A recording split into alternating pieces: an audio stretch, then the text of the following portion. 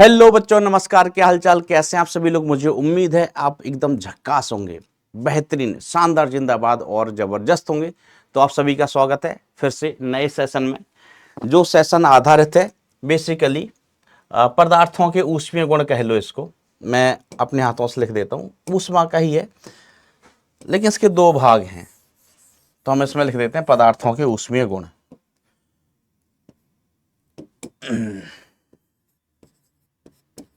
पदार्थों के ऊष्मीय गुण, पदार्थों के ऊष्मीय गुण, thermal properties of matter. Lecture number पहला है इसका। कहानी स्टार्ट करते हैं अपन। सभी लोग टच में हैं? एकदम भन्नाट चकाचक। चलिए शुरू करते हैं कहानी। 0 डिग्री सेंटीग्रेड पर पानी का एक तालाब 4 सेंटीमीटर मोटी बर्फ की परत से ढका हुआ है। यदि वायु का तापमान -10 डिग्री पर नियत रहता है तो बर्फ की मोटाई बढ़कर 8 सेंटीमीटर होने में कितना समय लगेगा।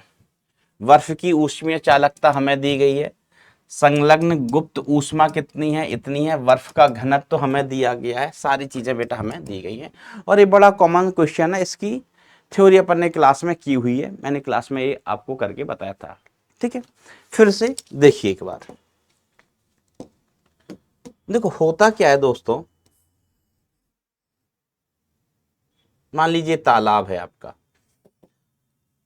ठीक है, बाहर का टेम्परेचर नेगेटिव में 0 डिग्री सेंटीग्रेड से कम होगा तो तालाब का जो पानी है वो जमने लगेगा, फ्रीज होने लगेगा, जमने लगा, टे टे टे टे टे, तालाब का पानी जमने लगा, ऐसे बर्फ बन गई भाई साहब। क्या बन गई? बर्फ।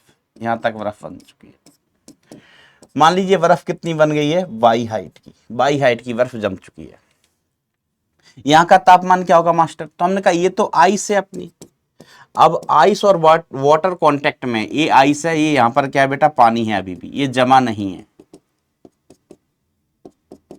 तो ये 0 डिग्री सेंटीग्रेड पर, 0 डिग्री सेंटीग्रेड पर पानी है। इस सवाल को मैं इसलिए करा रहा हूं कि क्लास में हमने जो क्वेश्चन किया था ना, उसमें कैलकुलेशन नहीं की थी। यहां पर वैल्यूज के साथ आप कैलकुलेशन करेंगे ना तो कॉन्सेप्ट अक्षरशः क्लियर हो जाएगा। इंपॉर्टेंट कॉन्सेप्ट होता है क्योंकि बड़ी प्रैक्टिकल चीज है। ठीक है, जो ठंडी जगह होती है, जहां पर ठंड ज्यादा पड़ती है, तो ठंडियों के समय में, जैसे अपन जम्मू कश्मीर साइड बात करें तो झील जमने लगती है, बर्फ जमने लगती है। ठीक है, तो मान लीजिए आज बर्फ की मोटाई 4 सेंटीमीटर की है, तो कल कितनी हो जाएगी अपन को वो पता करना है। ओके, थैंक यू भैया, थैंक यू। दोस्तों चाय पी लो, चाय। हेलो हेलो हेलो, चाय पी लो, चाय, चाय पी लो दोस्तों।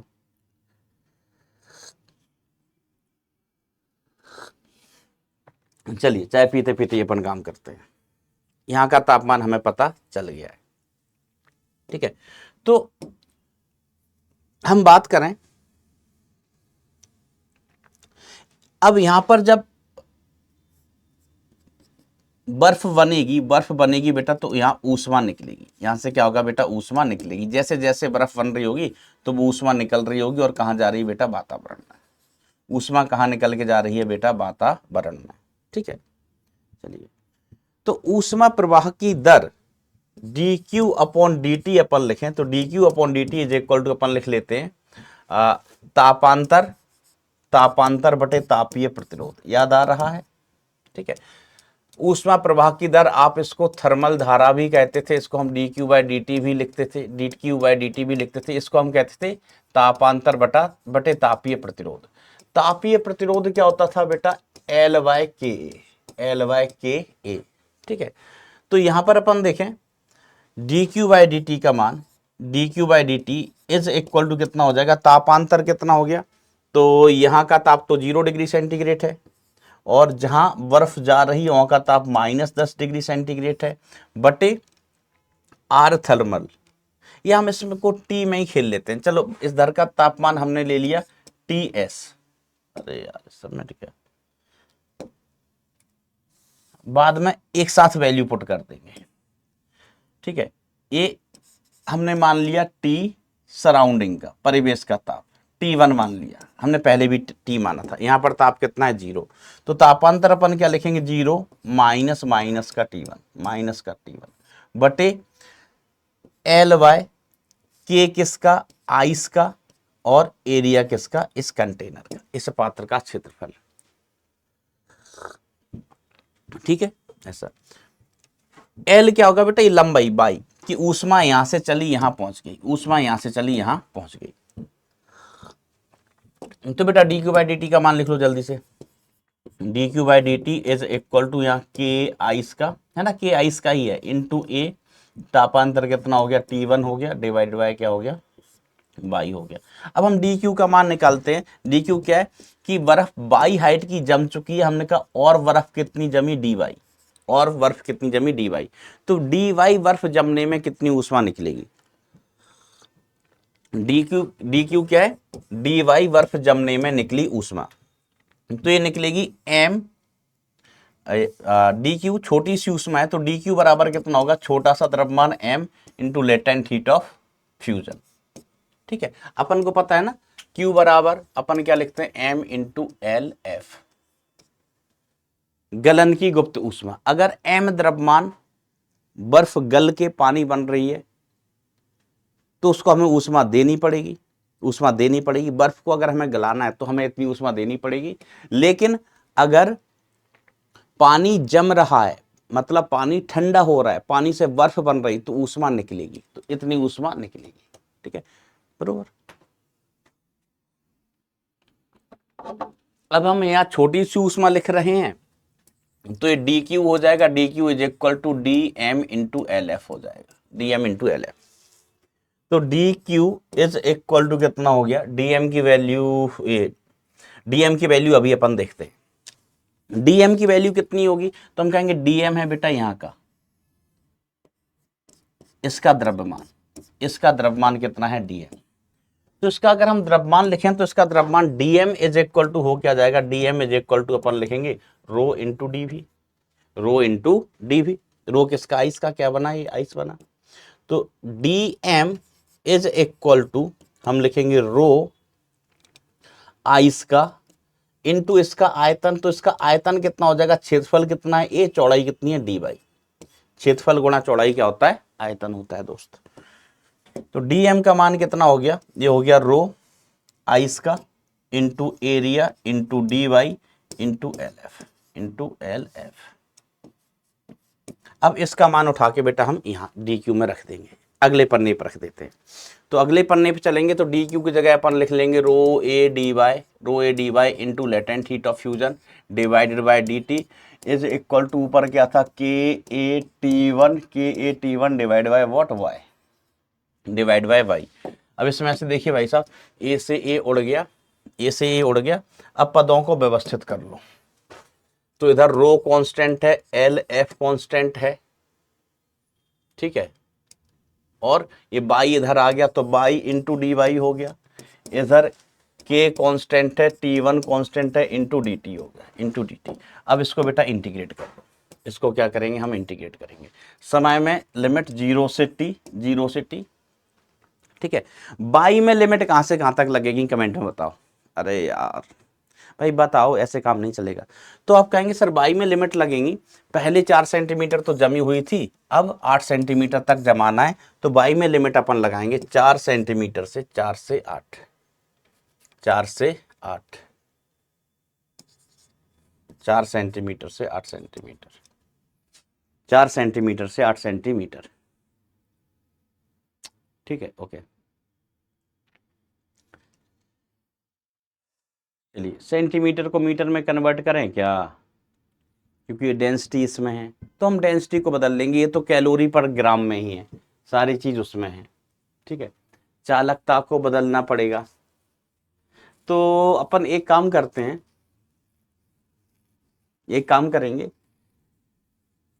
इन सब को ही बदल लेंगे, इसको ही बदल लेंगे। वैसे तो कट कट हो जाएंगी चीजें, लेकिन ठीक है बदल लेना, है ना। इकाई सेम होनी चाहिए, इकाई कैसी होनी चाहिए, सेम। हम यहां पर लिमिट लगा देते हैं, कहां से, y1 से y2, y1 से y2, y1 से y2 तक, ठीक है।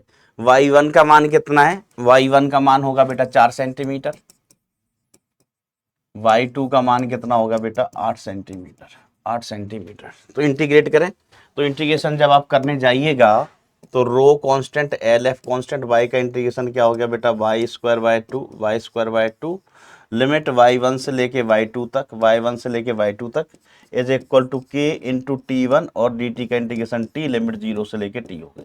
ठीक है, तो L rho L F upon 2 और इधर हमें मिलेगा y2 square minus y1 square is equal to k T1 into T. Capital T ताप है, स्मॉल t क्या है बेटा टाइम। तो यहां से जो हमें टाइम की वैल्यू मिलेगी t इज इक्वल टू मिल जाएगा बेटा कितना रो L F y2 minus y1 divided by y2 minus y1 divided by 2k T1 ये समय मिल गया। अब इसमें सब की वैल्यू आपके पास है, आपके पास रो की वैल्यू है रो की वैल्यू है एल एफ की वैल्यू है के की वैल्यू है T1 का मान है कितना 10। अब माइनस 10 मत लिखना, 10 डिग्री सेंटीग्रेड हम माइनस लगा चुके थे बेटा, है ना, माइनस T1 लिखा था तो माइनस 10 पुट मत करना, यहाँ माइनस लगाया था हमने। T1 की वैल्यू कितनी 10 है, y1 y2 की वैल्यू भी हमारे पास है, आपको t निकालना है, t निकाल लोगे। ध्यान देना सारी वैल्यूज या तो SI यूनिट में पुट करना या CGS में, SI में ही कर लेना आसान रहता है। बदलना क्या पड़ेगा, मीटर सेंटीमीटर वाला बदलना पड़ेगा और इसको ये तो बदलने जाओगे तो वो किलो कैलोरी हो जाएगा, किलो कैलोरी पर ग्राम, है ना, तो कोई दिक्कत नहीं आएगी इसमें। क्या लगता आपको, ये दी है SI यूनिट में, ये भी SI यूनिट में है ना, इसको भी SI यूनिट में बदल लेने का। चलिए आगे बढ़ता हूं मैं। ठीक है, तो ये कॉमन सवाल है, आपको आना चाहिए। एक और बढ़िया सा सवाल है, तो पिछला सवाल हम इजी कैटेगरी में रखेंगे, जो एडवांस में क्वेश्चन पूछ जाते हैं उस हिसाब से एडवांस में पूछे जाते हैं। 3 कैटेगरी, इजी, मीडियम, डिफिकल्ट। ठीक है, इस सवाल को देखते हैं। L बराबर 0.5, स्मॉल एल बराबर 0.5 है। लंबाई की एक एल्यूमिनियम की छड़ L बराबर 1 मीटर लंबाई की एक लोहे की छड़ के निचले सिरे से जुड़ी हुई है। किससे जुड़ी हुई है बेटा, नीचे वाले सिरे से जुड़ी हुई है। ऑडियो वीडियो क्लियर है ना भाई, सब कुछ चकाचक ओके। जैसा कि चित्र में दिखाया गया है, दोनों छड़ों के द्रव्यमान केंद्र की ऊंचाई में प्रति इकाई ताप वृद्धि में कमी ज्ञात कीजिए। द्रव्यमान केंद्र की ऊंचाई में, बढ़िया कर दिया सवाल। द्रव्यमान केंद्र की ऊंचाई में प्रति इकाई ताप में कमी ज्ञात कीजिए। मान लीजिए कि दोनों छड़ों का अनुप्रस्थ काट का क्षेत्रफल बराबर है। दिया है लोहे का घनत्व इतना है और एल्यूमिनियम का घनत्व इतना है। लोहे का अल्फा ताप प्रसार गुणांक इतना है, एल्यूमिनियम का ताप प्रसार गुणांक इतना है। द्रव्यमान केंद्र की ऊंचाई में प्रति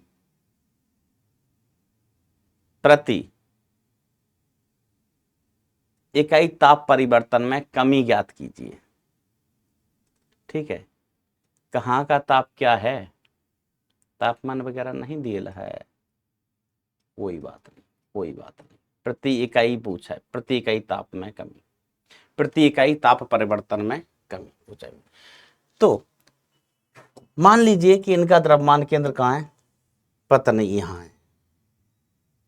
यहाँ है इसका द्रव्यमान केंद्र। कहाँ पर, यहाँ से बाई दूरी पर द्रव्यमान केंद्र है। कितनी दूरी पर द्रव्यमान केंद्र है, बाई दूरी पर। ध्यान से देखना। अब इसका द्रव्यमान चलो हमने मान लिया m1, इसका द्रव्यमान हमने कितना मान लिया m2। ठीक है, अब हमें द्रव्यमान केंद्र की पोजीशन निकालना, ये है सेंटर ऑफ मास, ये है बेटा सेंटर ऑफ मास। अच्छा सवाल हो गया भैया, ये मॉडरेट और डिफिकल्ट के आसपास का सवाल हो गया, डिफिकल्ट के आसपास का सवाल हो गया, डिफिकल्ट ही मानो। चलिए, लेकिन बहुत ज्यादा नहीं, बहुत ज्यादा नहीं।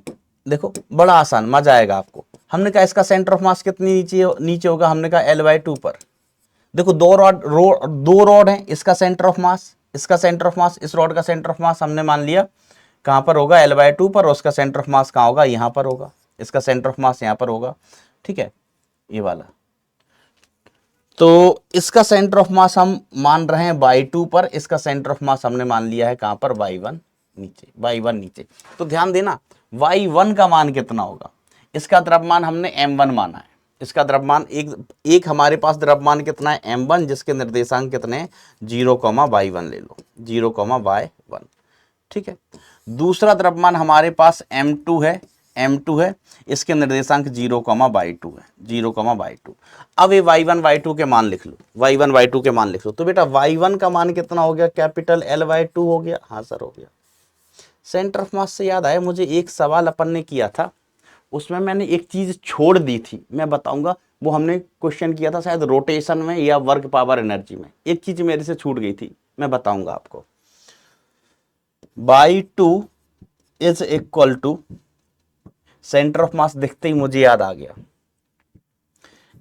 घर जाके मुझे याद आया कि अइला हमने ये क्या कर दिया, एक चीज तो छोड़ ही दी है।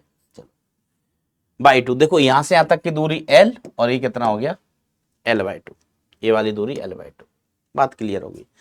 अब हम यहां पर बाई cm निकालें, बाई cm, तो by cm is equal to कितना हो जाएगा, m1 y1 plus m2 y2 divided by m1 plus m2। अब हमें निकालना क्या, द्रव्यमान केंद्र की ऊंचाई में प्रति इकाई ताप में परिवर्तन, प्रति इकाई ताप में परिवर्तन, प्रति इकाई ताप में परिवर्तन हमें ज्ञात करना है, ठीक है। तो बेसिकली हमें क्या निकालना है, d/cm बाय dt,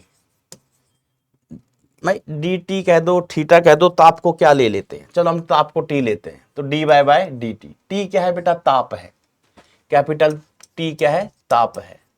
हमें निकालना है द्रव्यमान केंद्र के ताप में परिवर्तन। चलो इसको हम बाद में लिख देंगे, dy/dt अपन को निकालना है, और फिर यस मीटर पर सेंटीग्रेड में है, ठीक है। तो बेसिकली क्या हो गए, बाई के परिवर्तन की दर तापमान के सापेक्ष, बाई के परिवर्तन की दर तापमान के सापेक्ष, मतलब द्रव्यमान केंद्र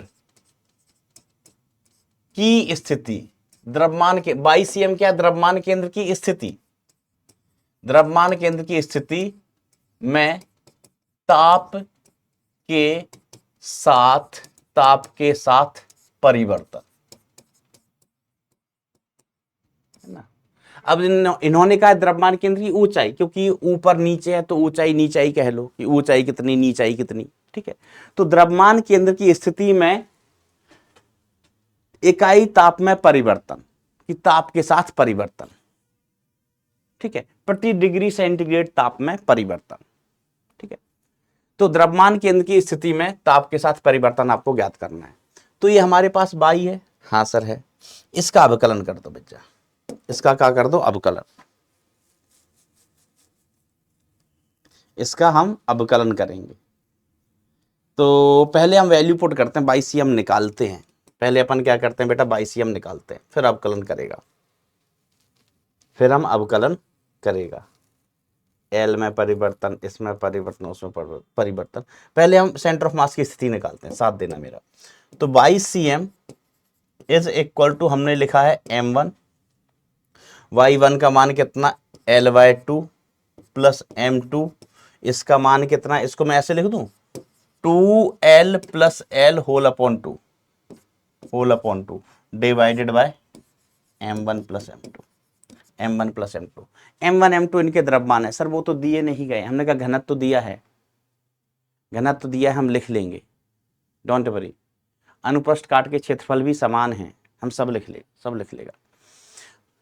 बस आप ये देखिए कि जो जब हम इसका अवकलन करेंगे, अभी कर देते हैं अवकलन, ML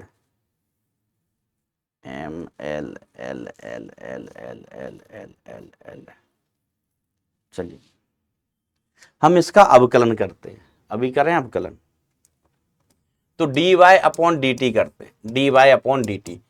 तो इसमें से देखो बेटा, इधर तो m1 प्लस m2 तो कांस्टेंट है, m1 प्लस m2 तो कांस्टेंट है, इधर आ जाएगा m1 और ये l का डिफरेंशिएशन dl, l का डिफरेंशिएशन dl, और 2 कॉमन आ जाएगा तो 2 भी बटे में लिख लो, 2 को भी किस में कर लो बेटा, बटे में लिख लो।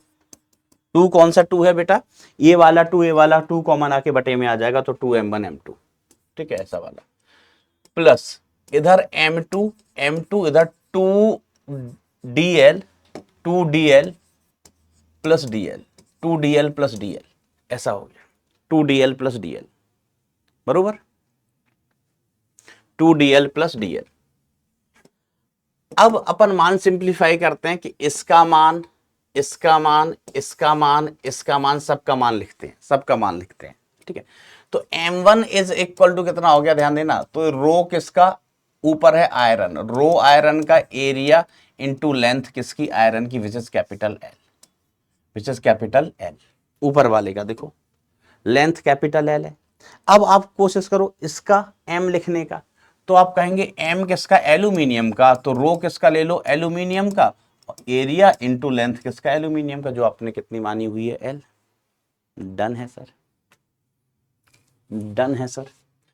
अब हम dl लिख रहे हैं, है ना, dl कह लो या डेल्टा एल, तो आपके साथ लंबाई में परिवर्तन, dl, तो dl इज इक्वल टू कितना हो जाएगा, dl बराबर कितना हो जाता है, ओ माय गॉड, टाइप के साथ हम पहले ही ना करें, डिफरेंशिएशन,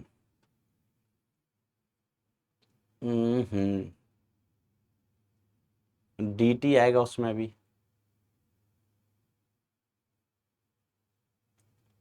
बाई के साथ ही अवकलन कर, ठीक है, चलो देखते हैं। तो इसमें हो जाएगा ए एल अल्फा, अल्फा किसका, आयरन का, इंटू डी टी,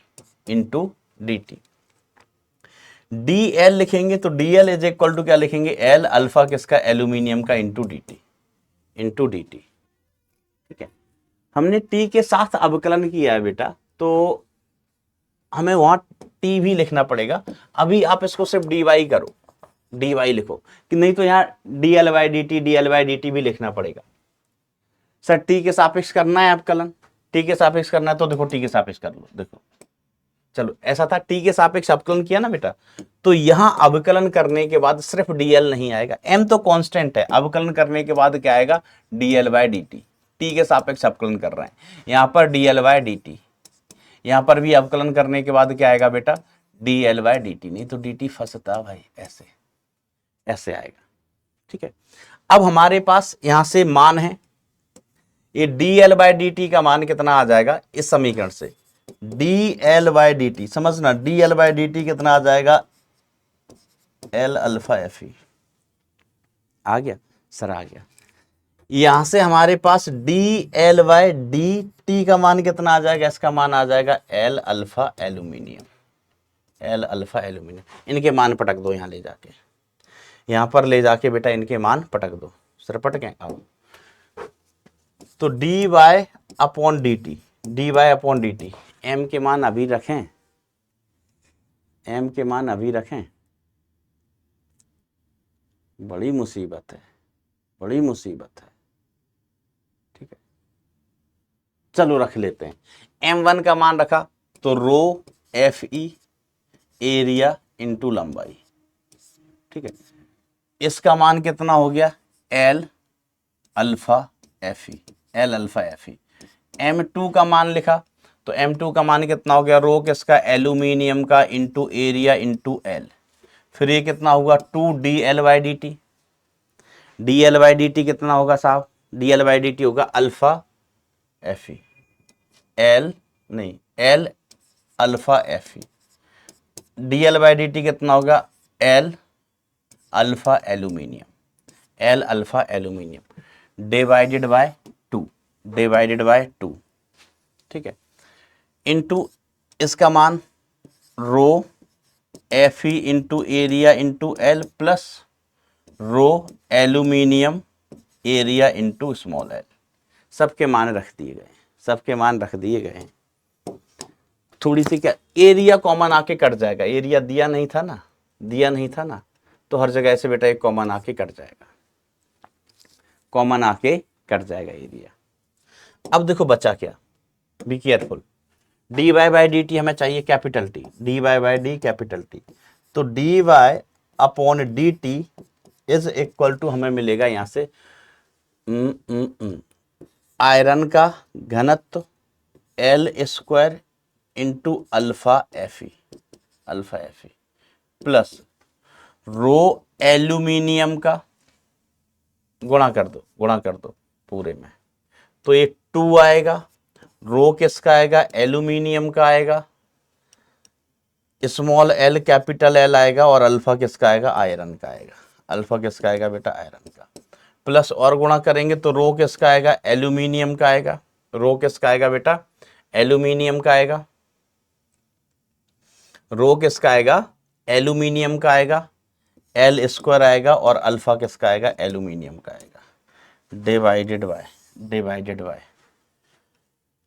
2 है ही, तो रो किसका, आयरन का इंटू एल प्लस रो किसका, एल्यूमिनियम का इंटू एल। तो बेटा अब देखो इस सवाल में कैलकुलेशन के अलावा कुछ नहीं है, अब इस सवाल में कैलकुलेशन के अलावा कुछ है ही नहीं, ठीक है। लेकिन मुझे थोड़ा सवाल के साथ और खेलना पड़ेगा, सवाल को समझाना पड़ेगा, आपको सवाल को समझाना पड़ेगा, है ना, कि सवाल क्या है, सवाल क्या है, समझाना पड़ेगा। अभी कैलकुलेशन वगैरह तो आप समझ गए होंगे, लेकिन यही पता नहीं चला होगा कि सवाल है क्या। बेटा यहाँ पर हमारे पास सबके मान है, कुछ कुछ चीज़ों के मान तो बहुत अच्छे से दिए हैं, है ना, जैसे एल का मान 1 है, इसका मान 0.5 है, सबके मान हमारे पास हैं। घनत्व तो थोड़े बुरे बुरे दिए हैं, ठीक है। अब जिस इकाई में दिए ना घनत्व उसी में पुट कर देना, क्योंकि यहाँ पर भी घनत्व है, यहाँ पर भी घनत्व है, यहाँ पर भी घनत्व है, ठीक है, यहाँ भी घनत्व, यहाँ भी घनत्व, तो इकाइयाँ कट जाएंगी, इकाइयाँ बेटा कट जाएंगी, बरोबर, इकाइयों में कोई फर्क नहीं पड़ेगा, इकाइयां कट जाएंगी, ओके।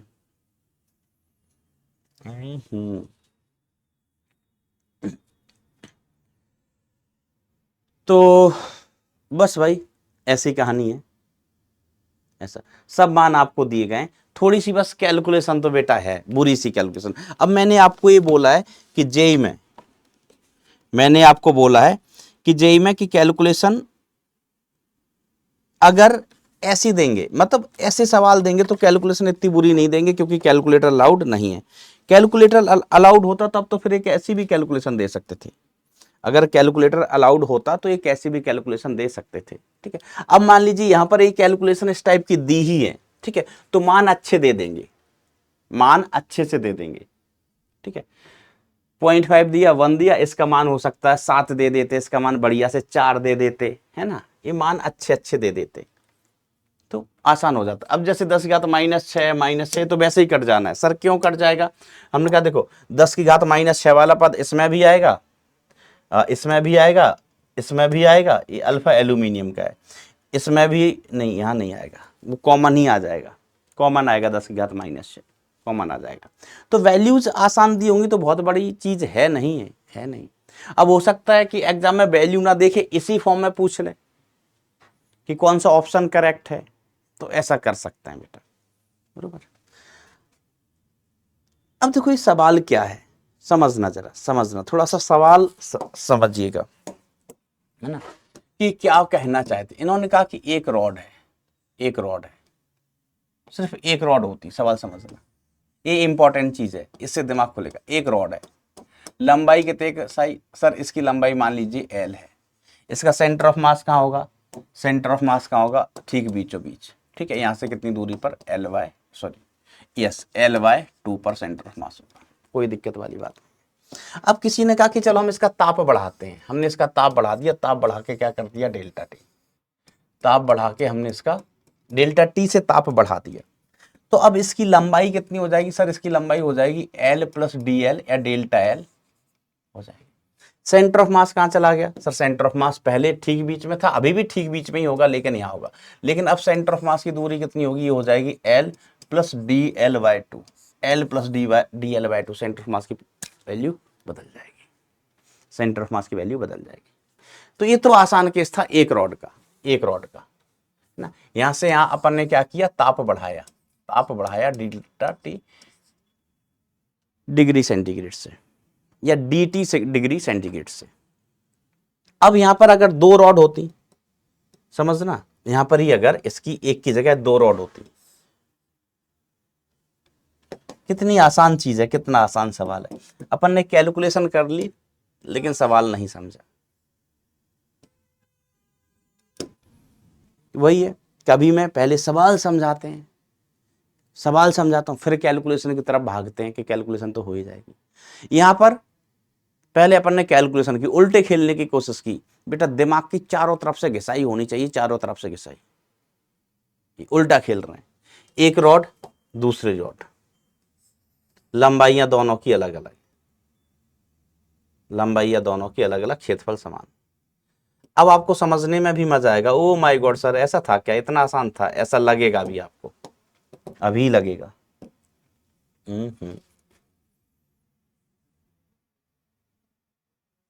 अभी ही आपको ऐसा लगेगा।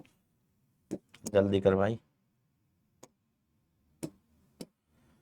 तो इसकी लंबाई हमने कहा L1 थी, इसकी लंबाई कितनी थी, L2 थी। ठीक है, सेंटर ऑफ मास कहीं होता, अगर ये दोनों बराबर लंबाई की होती, एक ही जैसी रॉड होती, द्रव्यमान सब कुछ सेम होता, आइडेंटिकल रॉड होती, तो सेंटर ऑफ मास का होता बेटा ठीक बीच में होता। अब अपन ने क्या किया, इनका सेंटर ऑफ मास कहीं होगा, पता नहीं कहाँ, यहाँ है। मान लीजिए सेंटर ऑफ मास कहाँ पर है, यहाँ पर है सेंटर ऑफ मास, या चलो यहाँ ले लिया centre of mass. Centre of मास कहाँ पर है, यहाँ पर है। ठीक है, अब हमें सेंटर ऑफ मास की स्थिति में परिवर्तन निकालना। सर सेंटर ऑफ मास बदल कैसे क्या होगा? हमने कहा देखो, इसकी लंबाई बदल के नहीं हो जाएगी। अब पहले L1 थी, अब कितनी हो जाएगी, L1 प्लस DL1 या डेल्टा L1। इसकी लंबाई कितनी हो जाएगी, L1 plus DL2, L1 plus DL2, sorry L2 plus DL2, L2 plus DL2, L2 plus DL2 हो जाएगी, लंबाइयां बदल जाएंगी सब कुछ। ठीक है, सेंटर ऑफ मास हम पहले निकालते तो 22cm इज इक्वल टू क्या लिखते हैं, हम लिखते M1 L1/2 plus M2 into इसका सेंटर ऑफ मास इसके ठीक बीच में होता, तो हम कहाँ लिखते L1 प्लस L2/2। इसका खुद का सेंटर ऑफ मास इसके ठीक बीच में होता, इसका सेंटर ऑफ मास इसके खुद ठीक बीच में होता। ए वाली दूरी कितनी होती सर, ए वाली दूरी होती L1/2। सर ये वाली दूरी कितनी होती, तो हम कहते हैं ये वाली दूरी होती L1 और फिर इसका सेंटर ऑफ मास इसके ठीक बीच में L2/2 होता। ठीक है, divided by M1 plus M2 लिखते हैं, M1 प्लस M2। तो ये तो सेंटर ऑफ मास है। अब हम गर्म करेंगे तो ये बदल रहे हैं, तो सेंटर ऑफ मास भी बदलेगा, सेंटर ऑफ मास की पोजीशन भी बदलेगी कि नहीं बदलेगी बाबूआ? सर बिल्कुल बदलेगी। तो अब हमने गरम किया तो इसकी जगह नई वैल्यू पुट करना पड़ेगा, इसकी जगह नई वैल्यू पुट करनी पड़ेगी सबकी जगह। ठीक है, तो अपन ने क्या किया, इसका अवकलन कर दिया। क्या किया बेटा, अवकलन कर दिया कि y में परिवर्तन, इसमें परिवर्तन करके कर दिया। ठीक है, ये अपन ने लिखा सेंटर ऑफ मास की स्थिति। अब हम कह रहे हैं कि L1 गर्म करने पर चेंज हुआ, L2 गर्म करने पर चेंज हुआ, तो सेंटर ऑफ मास की स्थिति भी तो बदल गई होगी, उसमें भी तो प्रसार आया होगा। सेंटर ऑफ मास की स्थिति में भी तो प्रसार आया होगा बेटा। आप कहेंगे हाँ मास्टर, सेंटर ऑफ मास की स्थिति में भी प्रसार आया होगा। तो हमें y में चेंज निकालना है, YCM में चेंज निकालना है, YCM में चेंज निकालना है। इधर से प्रसार हो नहीं सकती, ये फिक्स्ड है। यहां पर भी बेटा ये फिक्स्ड थी, ये क्या थी बेटा, फिक्स्ड थी ऐसे।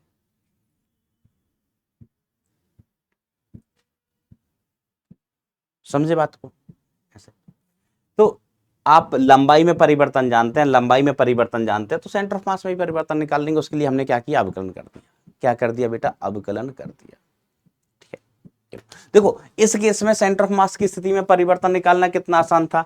ये DL/2 है, सेंटर ऑफ मास की स्थिति में परिवर्तन DL/2 है। कितना है बेटा, DL/2। खत्म बात। तो बेटा बस यही कहानी थी, यही सवाल था कि सेंटर ऑफ मास पहले यह था, इनमें प्रसार होगा तो रॉड दोनों, ये वाली रॉड यहां तक पहुंच गई मान लीजिए, फिर इसके अगले वाली रॉड यहां तक पहुंच गई मान लीजिए, तो सेंटर ऑफ मास भी बेटा, सेंटर ऑफ मास भी बढ़ जाएगा, सेंटर ऑफ मास भी बढ़ जाएगा, बदल जाएगा, सेंटर ऑफ मास कहीं और पहुंच गया, मान लीजिए यहाँ पहुंच गया सेंटर ऑफ मास पहले की तुलना में। सेंटर ऑफ मास में परिवर्तन ताप के साथ क्या होगा विद रिस्पेक्ट टू टेम्परेचर।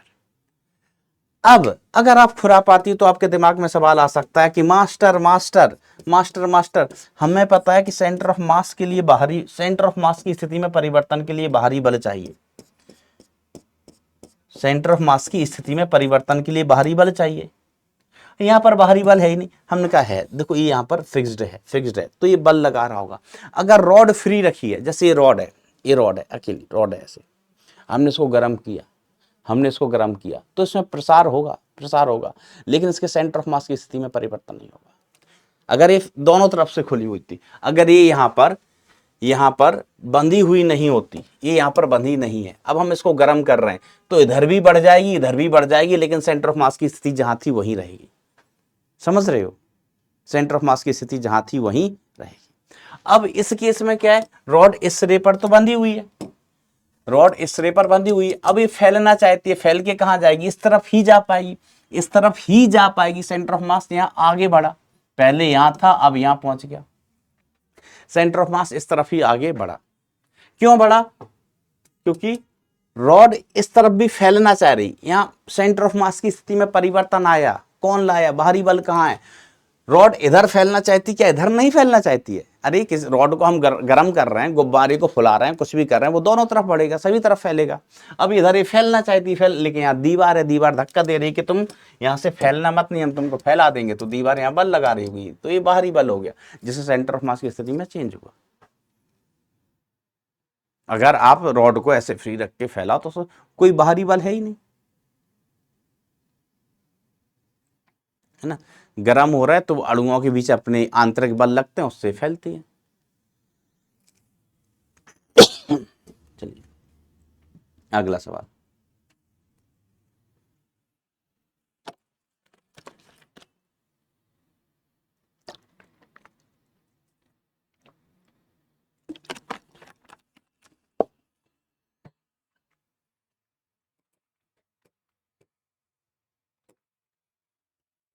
एक आदर्श कृष्ण पिंडों ब्लैक बॉडीज की तरह विकिरणकारी दो समरूप प्लेटें P व Q को क्रमशः नियत परम तापमानों Tp व Tq पर निर्वात में चित्रानुसार रखा गया है। ठीक है, चित्रानुसार रखा गया है। Tq का ताप कम है, P का ताप ज्यादा है, P से ऊष्मा Q की तरफ जाएगी। ठीक है, P से Q की तरफ स्थानांतरित प्रति एकांक क्षेत्रफल में विकृत शक्ति, शक्ति का मान दिया है बेटा, शक्ति ध्यान दीजिएगा, शक्ति क्या हो वैसे, power upon area, power upon area, शक्ति का मान दिया है W है। ठीक है, इसका ताप ज्यादा, इसका ताप कम, इतनी P इतनी Q, ताप P का ज्यादा तो उसमें इस पे जाएगी, कोई दिक्कत सर है ही नहीं, कोई दिक्कत सर है ही नहीं दिक्कत। चलिए, तत्पश्चात P और Q के समरूप दो और प्लेटें P और Q के बीच में चित्र 2 के अनुसार रख दी जाती। अब 2 प्लेट और उठा लाए, सब्जी मंडी गए, भज के सब्जी मंडी गए, 2 प्लेट उठा लाए और यहां पर रख दी, 1 प्लेट 2 प्लेट। माना कि ऊष्मा का स्थानांतरण 2 निकटवर्ती प्लेटों के बीच ही होता है यदि स्थायी अवस्था में P से Q की ओर चित्र 2 के अनुसार है ना, क्या बोलते हैं, ऊष्मा का स्थानांतरण 2 निकटवर्ती प्लेटों के बीच होता है और स्टेडी स्टेट हीट ट्रांसफर कैसे हो रही है बेटा, स्टेडी स्टेट में, स्थायी अवस्था में P से Q की ओर। ठीक है, स्टेडी स्टेट का मतलब क्या है कि जिस दर से ऊष्मा यहां से गई उसी दर से आगे जाएगी, उसी दर से आगे जाएगी, उसी दर से आगे जाएगी। स्टेडी स्टेट में ऊष्मा प्रवाह की दर कैसी होती है बेटा, समान होती है, ऊष्मा प्रवाह की दर समान होती है। ठीक है, तो इस दूसरे केस में स्थानांतरित प्रति एकांक क्षेत्रफल में विकृत शक्ति WS है, तो इनका अनुपात ज्ञात करना है। हमें क्या करना है बेटा, इनका अनुपात ज्ञात करना है। तो चलिए अनुपात ज्ञात करें। अच्छा, और हो क्या रहा है बेटा, जो ऊष्मा का चालन है, ध्यान दीजिएगा, ऊष्मा का चालन है वो 3 तरीके से होता है, चालन संवहन विकिरण, चालन संवहन विकिरण। इन्होंने क्या कह दिया, विकिरण कह दिया। विकिरण में ऊष्मा प्रवाह की दर आप dQ/dt कह लो, या इसको हम पावर कह दें। ये होता था E सिग्मा A T⁴ होता था कि नहीं होता था? यही होता था ना, ऊष्मा विकिरण की दर। E क्या होता था सर? E होता था, भूल गया मैं, उत्सर्जकता। लेकिन ये कृष्ण पिंड है तो इसका मान 1 हो गया।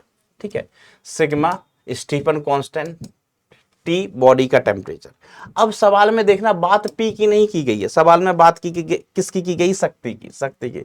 तो हम इसको ऐसे लिख सकते हैं, एरिया को यहां लिया तो power upon area is equal to, इसको हम शक्ति सॉरी तीव्रता बोले, शक्ति बोल रहे हैं।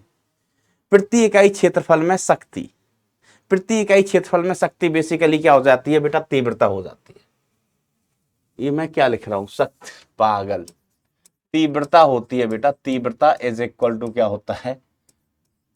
Power upon area. तीव्रता बराबर होता है, मैंने सही लिया, हाँ, पावर अपॉन एरिया। ठीक है, पहले मैंने क्या लिख दिया था? शक्ति बराबर पावर अपॉन एरिया। भाई शक्ति पावर एक ही चीज है, हिंदी में शक्ति बोलते हैं, इंग्लिश में पावर बोलते हैं। आपका भी दिमाग फ्यूज हो गया होगा कि मास्टर पगला गया है, मास्टर पगला गया है। वो बेटा कारण क्या है मेरे पगलाने का? मैं जब से दिल्ली से आया हूं तब से रिकॉर्डिंग ही कर रहा हूं। मैंने आपको बताया था कि मुझे अपने होम टाउन जाना है, किसी ऐसी समस्या के कारण इसको हम अवॉइड नहीं कर सकते। आपके लेक्चर भी जाने हैं, एडवांस के लिए आपके पास कम दिन बचे हैं, तो लेक्चर कैंसिल हो ये भी मैं नहीं चाहता। तो मैं जब से आया हूं रिजल्ट सेलिब्रेशन से, तब से रिकॉर्डिंग कर रहा हूं, तो दिमाग थोड़ा फ्यूज हो जाता है।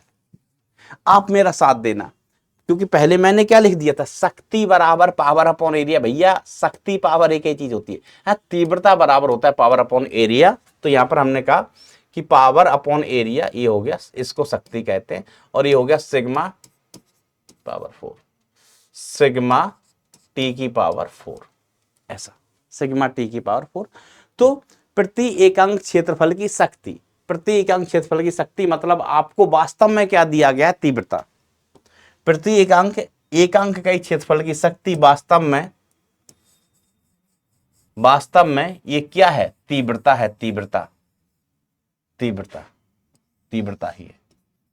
ठीक है, तो देखो सिंपल चीज है। पहले केस में सीधे यहां से यहां जा रहा है, बीच में पहले सीधा रास्ता था पी से क्यू जाने का, तब शक्ति तब तीव्रता W0 थी। अब बीच में कुछ कुछ आ गया है, 2 प्लेटें और आ गई हैं, तो तीव्रता बदल गई। तीव्रता बदल के हमने कितनी कह दी? WS। हमने नहीं कह दी, सवाल में कह दी। किसने कह दी? सवाल में। इन प्लेटों के ताप अलग अलग होंगे, जैसे P का ताप ज्यादा है, Q का ताप कम है, इसका ताप ज्यादा, इसका ताप कम, तो हम इधर जाएंगे, ताप घटेगा, तो हमने इसका ताप मान लिया T1, इसका ताप मान लिया बेटा कितना? T2। कितना मान लिया? T2। ठीक है, आपको दिया क्या गया है बेटा? जो W0 है, W0 है ना, W0 कह लो या I0 कह लो। W0 क्या है बेटा? तीव्रता है, तीव्रता। उसका मान कितना होगा? सिग्मा इंटू इतना। अच्छा, ऊष्मा स्थानांतरण का जो दर होता है ना, ये ऐसे नहीं, ये तो ट्रांसफर है। आप इसमें ना ऐसे लिखो, T बॉडी का पावर 4 माइनस T सराउंडिंग का पावर 4। T बॉडी की पावर 4 है ना, ऊष्मा विकिरण है ना, यहां से ऊष्मा चल के यहां गई, यहां से ऊष्मा यहां पर गई है। ठीक है, अरे यार भूल गए क्या? भूल गए क्या? इसको भी मैं सही से लिख देता हूं। ये हो गया सिग्मा टेम्परेचर ऑफ बॉडी इसकी पावर 4, टेम्परेचर ऑफ सराउंडिंग इसकी पावर 4। याद करो स्टीफन्स बोल्ट्जमैन लॉ, मैं याद दिलाता हूँ। याद, हमने कहा एक बॉडी है, बॉडी का टेम्परेचर कितना है? TB है, बॉडी का टेम्परेचर TB है, तो ये ऊर्जा उत्सर्जित करेगी, ऊर्जा उत्सर्जित करेगी, तो इसके द्वारा उत्सर्जित ऊर्जा हमने कहा Q1, इसका मान होता है E सिग्मा A temperature of body to the power 4। अब हमने कहा यहाँ पर ये सराउंडिंग है, ये सराउंडिंग है, ये क्या है बेटा? परिवेश है। ठीक है, परिवेश का ताप कितना? TS। अगर परिवेश का ताप है तो परिवेश भी ऊर्जा उत्सर्जित करेगा। किरचॉफ का नियम नहीं, प्रीवोस्ट थ्योरी कि कोई भी बॉडी जिसका टेम्परेचर अगर 0 केल्विन से ज्यादा है तो वो ऊर्जा का उत्सर्जन करेगी। तो ये भी ऊर्जा उत्सर्जित कर रही होगी, जो किसको मिलेगी, बॉडी को मिलेगी। जो किसको मिलेगी बेटा, बॉडी को मिलेगी। तो इसने ऊर्जा बॉडी पर भेजी कितनी, ई sigma A temperature of surrounding का पावर 4। तो जो क्यू नेट है, क्यू नेट, तो Q1 माइनस Q2, अगर बॉडी का ताप ज्यादा है तो Q1 माइनस Q2, और अगर बॉडी का ताप कम है, परिवेश का ताप ज्यादा है, तो Q2 माइनस Q1, बॉडी गर्म होगी। ठीक है, तो Q नेट बेसिकली क्या आ जाएगा, इसमें से कॉमन आ गया E sigma A temperature of the body इसकी power 4 minus temperature of the surrounding इसकी पावर 4, ये बचा। यही नेट ऊष्मा प्रवाह की दर है। तो यहां पर देखो, आप इसको मान लो बॉडी ये है परिवेश, ये है बॉडी, ये है परिवेश, इससे ऊष्मा यहां जा रही है, इसका मतलब इसका ताप ज्यादा है, इसका ताप कम है। लेकिन देखो, इससे ऊष्मा इसके तरफ भी जा रही है Q1, इससे ऊष्मा इसके तरफ भी आ रही है कितना, Q2। तो नेट ऊष्मा प्रवाह की दर बेटा ये होगी, नेट ऊष्मा प्रवाह की दर ये होगी। तो इसको हम लिखेंगे सिग्मा ई, ए से तो हम निपट लिए, एकांक इकाई क्षेत्रफल, क्षेत्रफल एक इकाई ले लेना है, ई का मान 1 है, कृष्ण का है। तो सिग्मा यहां से यहां जा रही है, तो टीपी का पावर 4 माइनस टी क्यू का पावर 4, टीपी का पावर 4 माइनस टी क्यू का पावर 4। ठीक है, इस केस में जो हमें ज्ञात करना है WS, तो WS का मान क्या होगा, WS क्या है, सिग्मा, सिग्मा यहां से यहां जा रही है बेटा ऊष्मा, तो टीपी की पावर 4 माइनस T1 की पावर 4 माइनस टी, अरे पगलू, माइनस T1 इसकी पावर 4। ऐसा हमें इनका अनुपात ज्ञात करना है बस। अब क्या ज्ञात करना है, ये तो हो चुका, क्या ज्ञात करना है, ये क्लियर कट बात है, हो चुका। ठीक है, टीपी टीक्यू दिए हुए। अब देखो, हम भाग कर देंगे, सिग्मा सिग्मा कट जाएगा, टीपी टीक्यू की बात सवाल में की गई है, सवाल में दिए गए हैं, सवाल में की गई है। T1 पता ही नहीं है, T1 पता नहीं है, और वैसे भी टीपी टीक्यू कट जाना चाहिए। तो इसमें टीपी है टीक्यू है, तो यहां पर टीपी तो है, टीक्यू नहीं है, टीक्यू नहीं है, तो हमें T1 का मान निकालना पड़ेगा। बस देखो, अपना काम इतना हो गया, काम हो गया, कॉन्सेप्ट बड़ा आसान है। हमने कहा देखो, अपन जो सवाल करते हैं जेई के सवाल, उसकी तुलना में जो PYQ है एडवांस के, वो आपको हल्के ही लगते होंगे अगर आप ध्यान से अच्छे सवालों को कर रहे हैं तो। ऐसा नहीं, कुछ सवाल इजी भी करते हैं अपन। कॉन्फिडेंस मत गिराना अपना, कुछ भी हो जाए, कॉन्फिडेंस मत गिराना, है ना। चलिए आओ, बस ये रिकॉर्डेड, मतलब घर जाने से पहले का रिकॉर्डेड लेक्चर आखिरी है, फिर उसके बाद तो हम वापस आ जाएंगे। तो एक दिन में एक ही रिकॉर्ड करेंगे, एक दिन में एक ही रिकॉर्ड करेंगे। ठीक है, तो थोड़ा ज्यादा देर कर लेंगे, थोड़ा और ज्यादा पढ़ लेंगे, है ना। अभी जितना कर रहे हैं उससे ज्यादा देर तक अपन पढ़ पाएंगे। नंबर ऑफ क्वेश्चन से नहीं पढ़ेंगे, लेकिन कि हम पहले से ज्यादा सवाल कर लेंगे, नहीं। सवाल 3 करो अच्छे करो, 4 करो अच्छे करो, 2 करो अच्छे करो, 20 सवाल से बेहतर है 2 अच्छे सवाल। अब हमको क्या करना, इन दोनों में से इनका बस अनुपात निकालना है। इनका हमें अनुपात ही तो चाहिए, पूछ लो। तो बेसिकली हमसे T1 की बात ही नहीं की है, तो इन दोनों अपन को क्या करना है, T1 को गायब करना है, T1 को गायब करना है। तो इसको गायब करने के लिए बेटा मेरा साथ देना, अपने पास क्या क्या हथियार हैं, क्या क्या हथियार हैं। जैसे यहाँ से ऊष्मा यहाँ गई, यहाँ से यहाँ गई, यहाँ से यहाँ जा रही होगी, यहाँ से यहाँ जा रही होगी। तो इसके लिए अपन लिखें, जैसे मैंने लिखा ऊष्मा प्रवाह की दर, वो तो नियत ही होगी, उस स्टेडी स्टेट है, तो ऊष्मा प्रवाह की दर कैसी होगी, नियत। तो जैसे हम ऐसे लिखें WS, तो WS को ऐसे भी लिख सकते हैं, सिग्मा टीपी का पावर 4 माइनस T1 का पावर 4 लिखा, हाँ सर चलेगा। WS को क्या मैं ऐसे लिख दूं, सिग्मा T1 का पावर 4 माइनस T2 का पावर 4, यस सर लिख दो। क्या मैं WS को ऐसे लिख दूं, सिग्मा T2 का पावर 4 माइनस TQ का पावर 4, हाँ सर लिख दो, क्योंकि ऊष्मा तो इधर से इधर बह रही है है ना, इधर से इधर, इधर से इधर, इधर, और स्टेडी स्टेट है तो ऊष्मा प्रवाह की दर वो कैसा होगा, नियत होगा, है ना। इसमें बदल गया, इसमें बदल गया, यहाँ ऊष्मा प्रवाह की दर WS, तो यहाँ भी WS, यहाँ भी WS, स्टेडी स्टेट है, स्टेडी स्टेट है, ठीक है। अब हमारे पास ये इक्वेशंस हैं, इनको लेके आपको खेलना है और आपको बेसिकली T1 का मान ढूंढ के यहाँ रखना है, T1 का मान ढूंढ के यहाँ रखना है। तो T1 का मान ऐसे, यहां से तो WS के पदों में मिलेगा नहीं, ठीक है। तो इन इक्वेशंस को उठाओ, है ना, जैसे हमने कहा इन दो इक्वेशंस को पकड़ लूं, पहला, दूसरा, तीसरा, 3 इक्वेशन है, तो हमारे पास अलग अलग इक्वेशन बन सकते हैं, जैसे Tp माइनस T1 इसका पावर 4 इसका power 4 is equal to T1 का पावर 4 माइनस T2 का पावर 4, ठीक है। ऐसे इक्वेशन हमारे पास बन सकते हैं, T1 का पावर 4 माइनस T2 का power 4 is equal to T2 का पावर 4 माइनस TQ का पावर 4, TQ का पावर 4, ठीक है। इन दोनों से पहले इन दोनों को बराबर किया, इन दोनों को बराबर किया, लास्ट में सीधे सीधे आप इन दोनों को भी बराबर कर सकते हैं, लेकिन मिलेगा क्या, कछु नहीं मिलेगा कद्दू। तो आपको क्या करना है,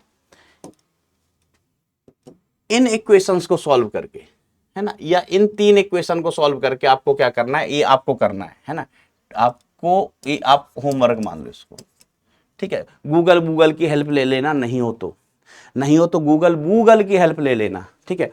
होमवर्क आपका ये है कि इन इक्वेशंस की मदद से, इन इक्वेशंस की हेल्प से T1 का मान TP व TQ के पदों में निकाल कर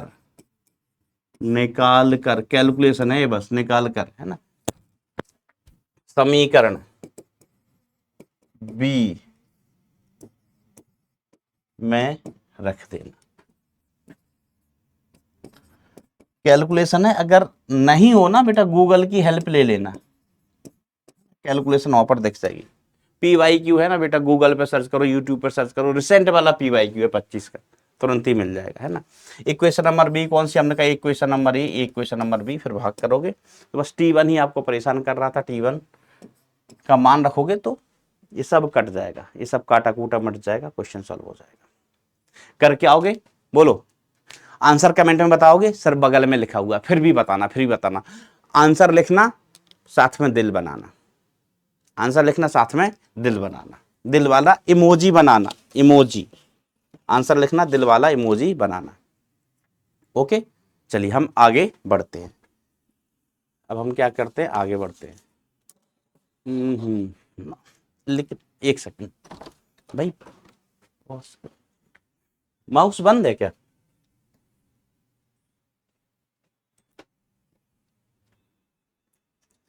हाँ भाई, आयो। चलो आ रही है आवाज, ओके।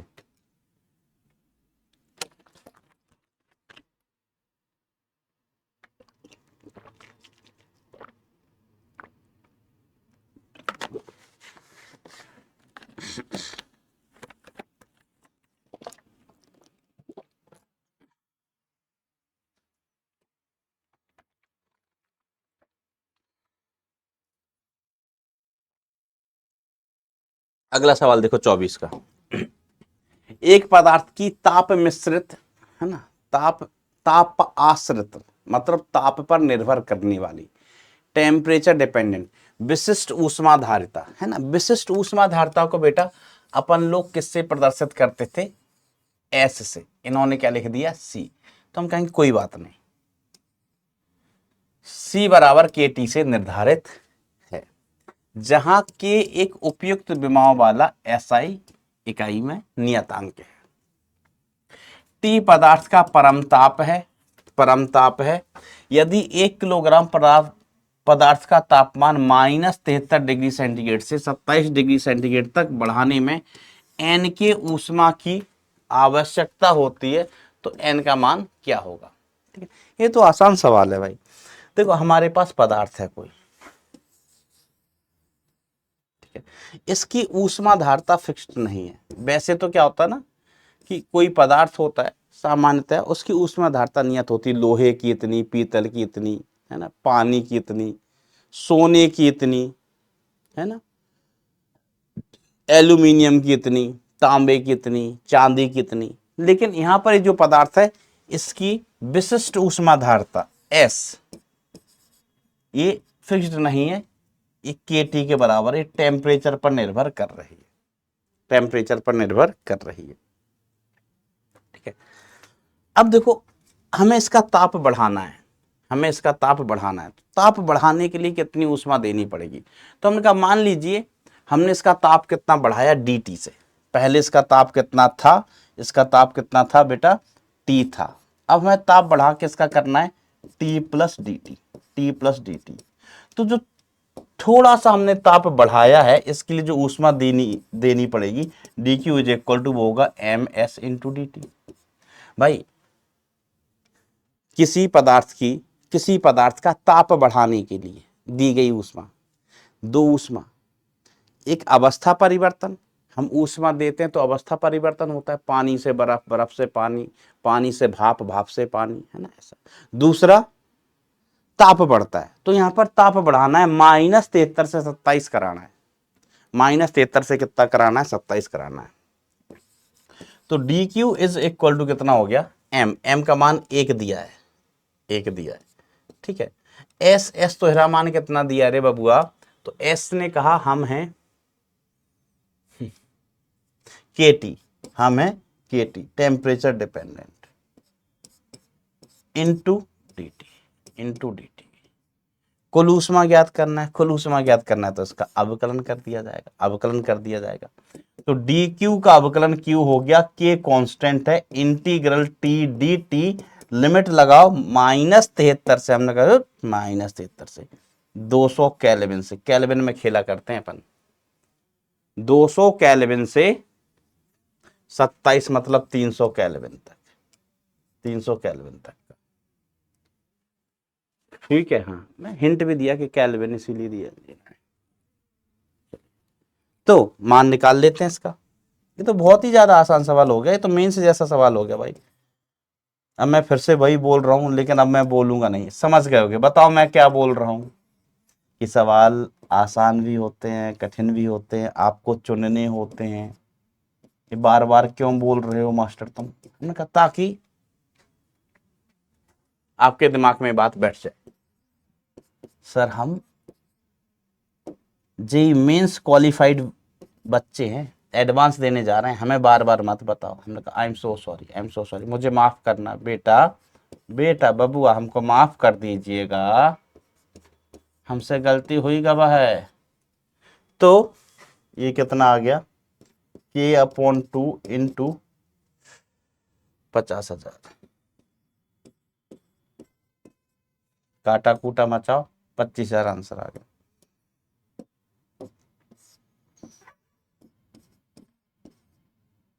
ये सच में आसान था, 25,000 एक ही पन्ने पे हुआ, पहला सवाल होगा फिजिक्स में एक पन्ने पे हो गया, नहीं तो एक पन्ने पर तो डायग्राम ही बना हुआ होता है।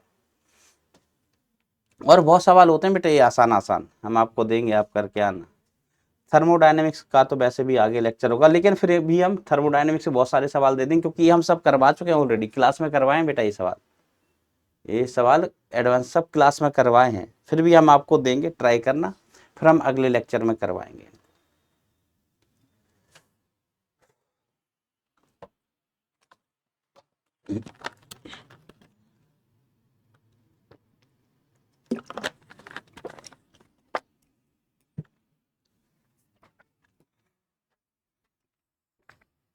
चित्र में किसी ठोस की ऊष्मा धारता C तापमान पर निर्भरता दिखाई गई है, ठीक है।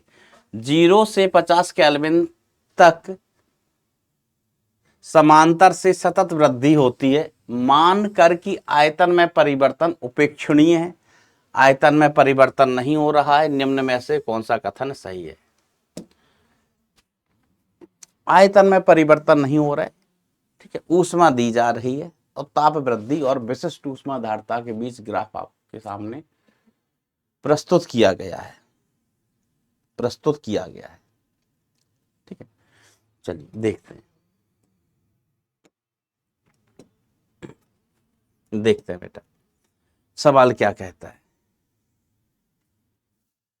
0 से 100 के बीच अवशोषित ऊष्मा की दर तापमान पर रेखीय, 0 से 100 के बीच अवशोषित ऊष्मा की दर तापमान पर रेखीय रूप से आश्रित है, 0 से 100 केल्विन तक। तो बेटा 0 से 100 केल्विन यहां तक अपन देखें, है ना, 100 केल्विन। तो ये ग्राफ एग्जैक्टली स्ट्रेट लाइन तो नहीं है, लेकिन स्ट्रेट लाइन के जैसा ही है, इसको आप लगभग सरल रेखा मान सकते हैं, है ना, सरल रेखा ही है। देखो मैं खींच रहा हूं, सरल रेखा ही तो दिख रहा है, सरल रेखा है, बिल्कुल मान सकते हैं, है ना, बिल्कुल ही सरल रेखा जैसा ही है। स्लोप में कोई खास परिवर्तन आ नहीं रहा है, तो हम इस ऑप्शन को लगभग लगभग सही बोल देंगे। फिर 0 से 100 केल्विन तक तापमान को बढ़ाने पर अवशोषित ऊष्मा, 0 से 100 केल्विन तक तापमान को बढ़ाने में अवशोषित ऊष्मा 400 से 500 तक बढ़ाने के बीच अवशोषित ऊष्मा की तुलना में कम है। ठीक है, अपन देखें कि 0 से 100 तक, है ना, मतलब हम इधर की बात कर रहे हैं, इधर की बात कर रहे हैं, इसकी बात कर रहे हैं बेटा, यहां तक, यहां की बात कर रहे हैं। ठीक है, और 100 से 400 से 500 यहां की बात कर रहे हैं, यहां की बात कर रहे हैं।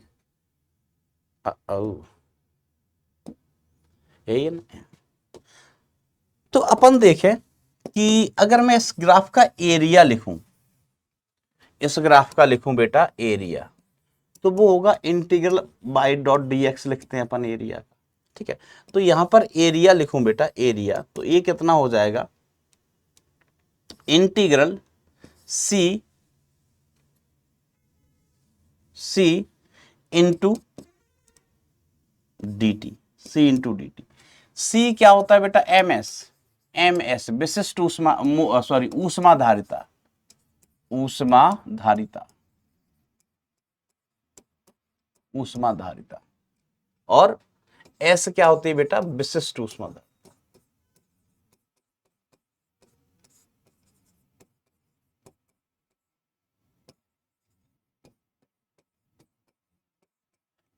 तो अगर हम सी का मान रख रहे हैं, जैसे एरिया लिखूं एरिया, तो इसको आप ऐसे लिख सकते हैं M S D T, sir लिख सकते हैं। तो एरिया को आप ऐसे लिख सकते हो, area is equal to D Q, मतलब क्यू इंटीग्रेट कर दो क्यू। तो एरिया किसके बराबर आ गया, क्यू के। एरिया किसके समतुल्य है, क्यू। मैंने आपको बोला ग्राफ है, कुछ पूछा गया, आपके पास दो हथियार तो हैं ही हैं, स्लोप, दूसरा एरिया, एक स्लोप और दूसरा एरिया।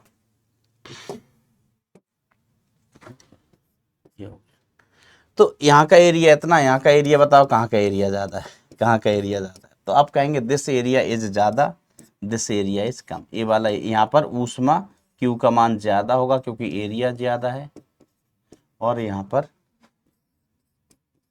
पी वाई क्यू है भाई, ये पी वाई क्यू। तुलना करना, कौन से सवाल कठिन है ये, लेकिन है आपकी डिमांड पर, आपकी डिमांड पर। नहीं तो मैं पी वाई क्यू करा देता। तो आप कहते हैं कि सर पी वाई क्यू अपन क्लास वगैरह में भी कर लेते हैं, टेस्ट में भी पी वाई क्यू आ जाते हैं, हम भी रिवीजन करते हैं, तो मतलब आप खुद से करते हो तो आपके पास भी पी वाई क्यू होते हैं, है ना। तो कुछ ऐसे सवाल कराओ जो पी वाई क्यू से बढ़िया हो, और बढ़िया सवाल करो। तो आप बोलते हो तो मैं लेके आता हूं, आप मना कर दोगे तो मैं नहीं लाऊंगा, तो मैं नहीं लाऊंगा। चलिए, यहां पर कम है कौन, क्यू। क्या यही लिखा है ऑप्शन में, क्या ऑप्शन में यही लिखा है,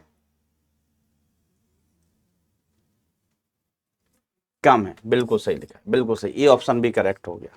अवशोषित ऊष्मा की दर अपरिवर्तित रहती है, अवशोषित ऊष्मा की दर। अच्छा, इस ग्राफ का मैं स्लोप लिखूं, अगर स्लोप, तो स्लोप को आप क्या कहेंगे, सर इसका स्लोप होगा D C by D T, D C by D T, लगभग ऐसा ऐसा, D C by D T.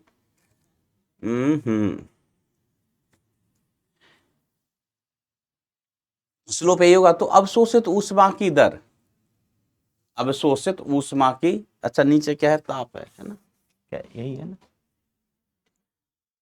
इधर टेम्परेचर लिया हुआ है अपन, ठीक है। अब किस रेंज में, आइला ऐसे ही दिख जाएगा वो, तो इस रेंज में देखो, अवशोषित ऊष्मा की दर इस बीच में अपरिवर्तित रहती है। तो बेटा इस बीच में अपन देखें, जो स्लोप है ऑलमोस्ट कांस्टेंट है। ग्राफ देखो, ग्राफ ऑफ ऑलमोस्ट कांस्टेंट है। ग्राफ कैसा है, यहां पर ऑलमोस्ट कांस्टेंट है भाई, ये ग्राफ कांस्टेंट, ग्राफ कैसा है बेटा, ऑलमोस्ट कांस्टेंट है, ठीक है। तो ऊष्मा की जो दर है वो अपरिवर्तित है लगभग, है ना, सी का मान चेंज ही नहीं हो रहा है, सी का मान चेंज ही नहीं हो रहा है। तो ऊष्मा तो अवशोषित हो रही है, बट उसकी दर, ऊष्मा तो अवशोषित हो रही है बट उसकी दर ऑलमोस्ट कांस्टेंट है, ठीक है। यहां से यहां तक ऊष्मा की दर कैसी है बेटा, ऑलमोस्ट कांस्टेंट है, यहां जरूर दिख रहा है, सही है। ऊष्मा अवशोषण की दर 300 से 400 केल्विन के बीच बढ़ रही है, देखो देखो देखो, बढ़ रही है क्या, 300 से 400, 300 400 है क्या, 200 से 300, 200 से 300, 200 तुम कहाँ हो इधर हो, 300 तुम कहाँ हो इधर हो, ये बढ़ रही है, सही कह रहा है भाई, ये बढ़ रही है, ये बढ़ रही है, ऐसे ये बढ़ रही है। तो ये भी ऑप्शन सही है, इसमें बहुत ज्यादा कोई मगजमारी वाली बात है नहीं, ये भी बढ़ रही है, चारों ऑप्शन सही है, चारों ऑप्शन सही हैं बेटा इसके, बरोबर। आगे बढ़ जाओ, ठीक है मास्टर, बढ़ जाइए। अच्छा एक मैं वो बोल रहा था कि क्या बोलते हैं, किस टॉपिक का सवाल था शायद, ये यांत्रिकी, यांत्रिकी लेक्चर 3 का था शायद, लेक्चर 3 में है ना, एक पता नहीं, लेक्चर नहीं, यांत्रिकी का एक क्वेश्चन था, मैंने कराया था, जिसमें क्या था, ये सीलिंग थी, छत थी, और यहां पर, अब मेरा भाई गला जवाब दे रहा है, अपन जल्दी खत्म करते हैं इसको।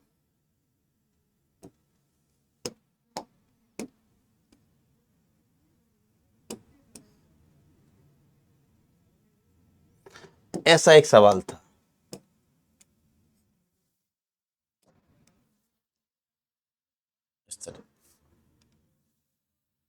इस तरीके का एक सवाल था, ठीक है। ऐसी एक रॉड थी, फिर ये नीचे गिरने लगी थी, अच्छा सवाल था क्या है, पीपीटी में डायग्राम बना हुआ था, बट अभी मेरे पास पीपीटी है नहीं, तो मैं खुद से इसको बना रहा हूं। मैंने इसमें एक चीज मिस कर दी थी, इसलिए बता रहा हूं आपको। सर क्या मिस कर दी थी, मैंने करो को बताता हूं। देखो ये वाली लंबाई अपनी थी L/2, ये वाली लंबाई थी अपनी बाई, ये आपको दिया गया था, ये वाली लंबाई L/2 थी, ये वाली लंबाई बेटा थी अपनी बाई, हमें इसकी, इस पार्ट की वेलोसिटी ज्ञात करनी थी, इस पार्ट की वेलोसिटी ज्ञात करनी थी, ठीक है। तो बेटा मैंने क्या किया था ना, इधर की तो पोटेंशियल एनर्जी लिखी थी, इधर की पोटेंशियल एनर्जी लिखी थी, बाद में भी इस साइड की पोटेंशियल एनर्जी नहीं लिखी, इस साइड की पोटेंशियल एनर्जी नहीं लिखी, दोनों बार, ना इनिशियल स्टेट में ना फाइनल स्टेट में, हमसे छूट गई थी, तो मैं बता देता हूं। तो देखो भैया, अपन ने एनर्जी कंजर्वेशन करता, kinetic energy initial plus potential energy initial is equal to kinetic energy final plus potential energy final, ठीक है। हमने इसकी लंबाई वैसे तो x मानी हुई थी, क्या मानी हुई थी, x, लेकिन मैं यहां पर लिख देता हूं, चलो इस पॉइंट को मैंने a बोल दिया, इसको b बोल दिया, ये b बोल दिया, इस पॉइंट को बोल दिया c, ऐसे भी मत बोलो, इस पॉइंट को मैंने ए बोला, इसको बी बोल दिया, इसको बोल दिया सी, ठीक है। यहां पर भी चलिए इस पॉइंट को कुछ बोलते हैं, इस पॉइंट को 1 बोल दिया, इस पॉइंट को 2 बोल दिया, इसको 3 बोल दिया। तो देखो initial kinetic energy, energy 0, initial potential energy half. इसका मास लिखें, अगर टोटल मास m है, चलो इस भाग का ये L/2 है, तो इधर का मास कितना, lambda into L/2, lambda into L/2 और इंटू सेंटर ऑफ मास कहां पर, L/4 पर। इस साइड का जो सेंटर ऑफ मास है वो L/4 पर, ठीक है। ये L/2 है ना, तो इधर का भी पार्ट देखो, इधर का भी पार्ट देखो, तो जो सेंटर ऑफ मास है बेटा वो कहां होगा, L/4 पर होगा, ठीक है।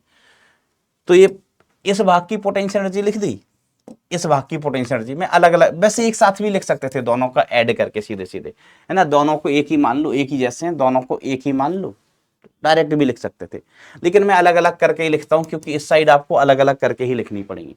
तो इस साइड की पोटेंशियल एनर्जी 1/2 मास कितना, lambda into L/2 into L/4 है ना, ये सेंटर ऑफ मास की दूरी। हमने यहाँ पर पोटेंशियल एनर्जी 0 मानी थी, ठीक है। मैंने ये वाला पार्ट शायद मिस किया था, है ना। इस साइड में फाइनल स्टेट में अपन ने क्या कहा था, is equal to half mv² mx into v², है ना। mx इसका मास था, बरोबर, इसका मास था। अब अपन को क्या करना है, यहां पर पोटेंशियल एनर्जी लिखनी है किसकी, ए बी भाग की, और पोटेंशियल एनर्जी लिखनी है बेटा, अच्छा एक तो ये पोटेंशियल एनर्जी बेटा नेगेटिव थी, नहीं, हाँ यस नेगेटिव थी, क्यों सर नेगेटिव क्यों, हमने कहा यहाँ पर पोटेंशियल एनर्जी 0 मानी है, तो इसकी नीचे है तो नेगेटिव, इसकी नीचे है तो नेगेटिव, ठीक है। पोटेंशियल एनर्जी कैसी, नेगेटिव लेनी है अपन को, माइनस लगाना है। काइनेटिक एनर्जी हाफ mv², फिर पोटेंशियल एनर्जी अपन को ए बी का लिखना है, और पोटेंशियल एनर्जी आपको बी सी का भी लिखना है, बी सी का पोटेंशियल एनर्जी। हमने ए बी का तो लिखा था, ए बी का लिखा था कैसे, ए बी का सेंटर कहाँ होगा, यहाँ होगा, यहाँ से कितनी दूरी हो जाएगी, ये दूरी हो जाएगी x/2, ये है कितनी, बाई। तो पोटेंशियल एनर्जी किसका, ए बी भाग का अपन ने लिखा था, मास किसका, x लंबाई का इंटू जी इंटू ए वाली गहराई कितनी हो गई, ये माइनस होगी पोटेंशियल एनर्जी, क्या लिखा था, माइनस एम किसका, एक्स भाग का इंटू जी, और ए यहां से कितना नीचे centre of mass, y plus x/2, ये मैंने लिखी थी। इस पार्ट की पोटेंशियल एनर्जी मैंने नहीं लिखी थी, इस पार्ट की पोटेंशियल एनर्जी कितनी होगी, देखो इसका सेंटर ऑफ मास कहाँ होगा, बीच में, ये इस भाग का सेंटर ऑफ मास होगा। तो पोटेंशियल एनर्जी अगर मैं इस भाग की लिखूं तो पी ई किस भाग की, बी सी भाग की, तो मास कितने लंबाई का, हम कहेंगे मास बी सी लंबाई का, पहले नेगेटिव होगी, माइनस मास बी सी लंबाई का into G into centre of mass, यहां से कितना नीचे, ये सी से लेके बी तक है, इसका सेंटर bc/2। अब x का मान अपन ने y के पदों में निकाला था, याद है, तो अभी देखो करना क्या है ना, सिर्फ ये वैल्यू उठा के वैल्यू यहां पुट करनी है, सॉल्व करना है, आंसर आ जाएगा, सॉल्व करना आंसर आ जाएगा, ठीक है। लेकिन कोई ऐसे पूछना चाहे ना, अपन ने कल क्या किया था, x के मान वगैरह निकाले थे, कैसे निकाले थे, सुनो सुन रहे हो ना भाई, सुनो, हमने कहा था y प्लस एक्स, ये y है, ये x है, और ये y है, तो 2x plus 2y by x is equal to मैंने कहा था y प्लस l, है ना। यहां से यहां तक की लंबाई टोटल l, हरी वाली लंबाई l और ये वाली y, ठीक है। तो यहां से हमें x का मान मिल गया था, y को एलिमिनेट करना था, x इज इक्वल टू कितना आ गया था अपने पास, l minus y divided by 2, इतना ही आया था क्या,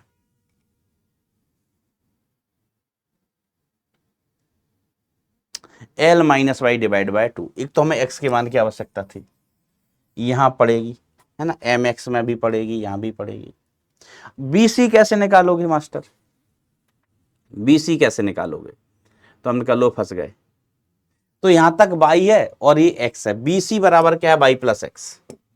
BC का अगर हम मान निकालना चाहें तो BC is equal to y plus X है। तो BC is equal to y plus X का मान कितना, L minus Y upon two. तो BC की वैल्यू कितनी हो गई, A L by two plus Y upon two, L plus Y upon two, L plus Y upon two. देखो BC यहां से यहां तक y, यहां से यहां तक x, y प्लस एक्स का मान इतना है, ये BC मिल गया। ठीक है, तो MBC भी मिल जाएगा आपको, BC हमने निकाल ही लिया है ना। आपको L और y के पदों में ही आंसर देना था, L y के पदों में ही आंसर देना था। ठीक है, तो बी केयरफुल। मुझे मतलब क्या बोलते, मैं घर भी नहीं पहुंचा, मतलब ऐसी चीजें होती है मेरे दिमाग में चल रहा था, चलती रहती हैं, मतलब अपन कोई चीज सॉल्व करते हैं ना ऐसा, तो मैं घर भी नहीं पहुंचा, मुझे क्या ओ माय गॉड, हम कहा ब्लंडर कर दिए। ये ब्लंडर ही था, है ना, क्योंकि भाई मास इस साइड ही नीचे थोड़ा ना आ रहा है, इस साइड भी का भी तो मास नीचे जा रहा है। ये मास कहाँ चला जाएगा, अगर ये मास यहाँ, पहले यहाँ मास था क्या, यहाँ था क्या, नहीं। अब यहाँ मास आया है यहाँ मास नीचे आया है मास, तो पोटेंशियल एनर्जी तो घटी होगी ना। तो ध्यान रखिएगा दोस्तों इन चीजों का। चलो,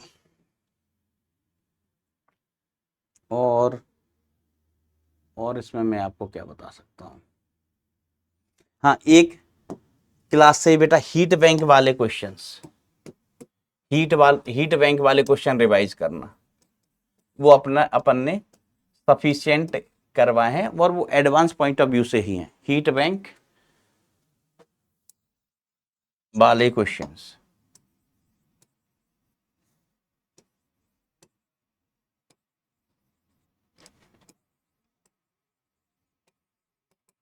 हीट बैंक वाले क्वेश्चंस करना, ठीक है, और स्पेशली वो वाटर इक्विवेलेंट वाले कॉन्सेप्ट के। वाटर ये बड़ा आसान होता है, इक्विवेलेंट मैंने समझाया हुआ है, अब देखना कॉन्सेप्ट,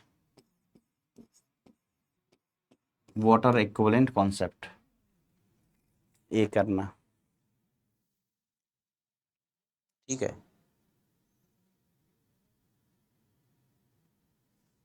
चलिए और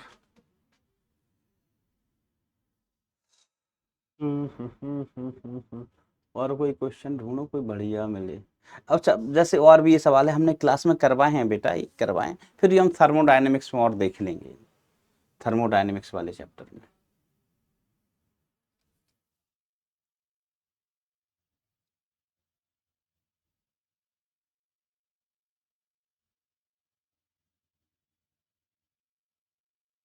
इधर तो मैंने करवा ही दिए।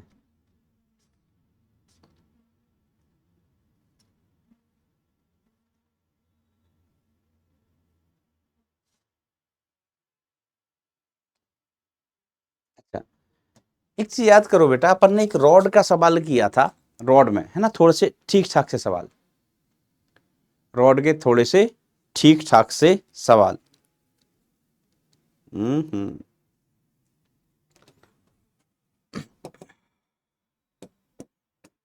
कि जैसे हमारे पास एक रॉड है ना, इस रॉड का हमें समतुल्य प्रतिरोध ज्ञात करना है, इस रॉड में हमें धारा प्रवाह की दर ज्ञात करनी है। यहाँ का टेम्परेचर कितना है, T1 है, यहाँ का टेम्परेचर कितना है, T2 है, यहाँ का टेम्परेचर कितना है, T2 है, बरोबर, यहाँ का टेम्परेचर कितना, T2 है। ओके, सुनना ध्यान से, यहाँ का टेम्परेचर कितना है, T2 है।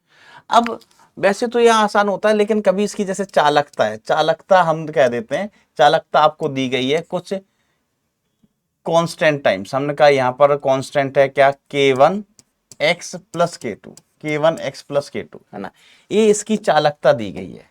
वैसे तो ये चालकता वाले सवाल बेटा आसान होते हैं, क्योंकि हम करंट इलेक्ट्रिसिटी से कर लेते हैं। किससे कर लेते हैं बेटा, करंट इलेक्ट्रिसिटी से, ठीक है, बरोबर। तो K1 x प्लस K2 हुआ, ये चालकता है, चालकता, लंबाई L ही है, लंबाई एल है, एक्स क्या है बेटा, एक सिरे से दूरी, एक्स क्या है, एक सिरे से दूरी, ठीक है। तो हमें यहाँ पर धारा प्रवाह की दर, या हम क्या, बीच में किसी बिंदु का ताप बताओ, बीच में किसी बिंदु का ताप बताइए। हमने कहा ए पॉइंट ले लिया अपन ने। देखो जब दो रॉड होती थी, इनकी चालकता नियत होती थी, एक रॉड है इसकी चालकता कितना K1, दूसरी रॉड है इसकी चालकता कितना K2, दो रॉड है चालकता है समान है, कांस्टेंट है, ठीक है। तो हमसे कहा जाता था कि बीच वाले बिंदु का वो बताओ, हमने कहा क्या बताओ, ताप, तो हम इसका ताप बता लेते थे। सिंपल सी बात कर, एक रेजिस्टेंस है, दो रेजिस्टेंस है, ऐसा बना के, ठीक है। लेकिन हमने कहा हमारे पास एक ही रॉड है, एक ही रॉड है, और यहां पर अपन को क्या करना है, चालकता इसकी कांस्टेंट नहीं है, चालकता कांस्टेंट नहीं है, और आपसे कहा गया कि इस बिंदु का ताप बताओ टी नॉट, टी नॉट बताइए, ठीक है। तो पहले तो अपन क्या करते हैं, देखो अपन करेंगे क्या, कि रॉड में धारा स्थायी अवस्था में बहती है, तो यहां से जितनी धारा आएगी आगे उतनी धारा जाएगी, आगे उतनी ही धारा जाएगी। तो हमने कहा यहां से यहां जो धारा जा रही है ना, यहां पर आने वाली धारा बराबर जाने वाली धारा करें, आने वाली धारा बराबर जाने वाली धारा, आने वाली धारा बराबर जाने वाली धारा। तो यहां से यहां जो धारा आ रही है उसको अपन कैसे लिख लेगा, या किसी भी तरीके से आप ऐसे लिख सकते हैं, आने वाली धारा बराबर जाने वाली धारा, इसको अपन लिख सकते हैं T1 minus T naught, T1 minus T naught upon R equivalent, R equivalent कितने भाग का, ये इसकी लंबाई अपन मान लेते हैं कुछ, चलो ए, आर इक्विवेलेंट ए लंबाई का, ए लंबाई का, ठीक है, या एक्स लंबाई का, कुछ भी ले लो, ए लंबाई का, एक्स लंबाई का, कुछ भी।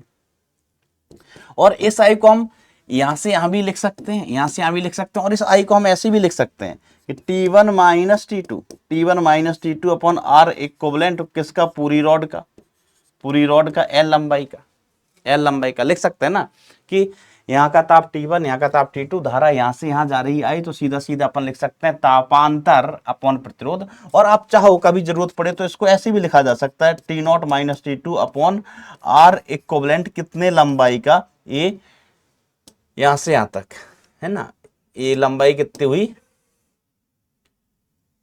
ए से एल लंबाई तक का, ए से एल लंबाई तक का, इसमें कोई दिक्कत नहीं होना चाहिए, ए से एल लंबाई तक का, इसमें कोई समस्या होनी नहीं चाहिए। ये तीनों एक ही चीजें हैं, चाहे आप धारा लिखना यहां से लिखो, चाहे यहां से यहां तक क्या लिखो, चाहे पूरा लिखो। अब मेन चीज क्या है, आर निकाल लेना। अगर आपने आर इक्विवेलेंट निकाल लिया तो कोई दिक्कत ही नहीं है, आर इक्विवेलेंट निकाल लिया तो कोई दिक्कत ही नहीं है। आर इक्विवेलेंट कैसे निकालेंगे सर, आपने कहा कि आर इज इक्वल टू होता है एल वाई के ए, एल वाई के ए, हमने कहा होता है एल वाई के ए। अब भाई साहब यहाँ के तो नियत ही नहीं है, के बदल रहा है, आर क्या लिखोगे, लंबाई यहां पर लिख लिया।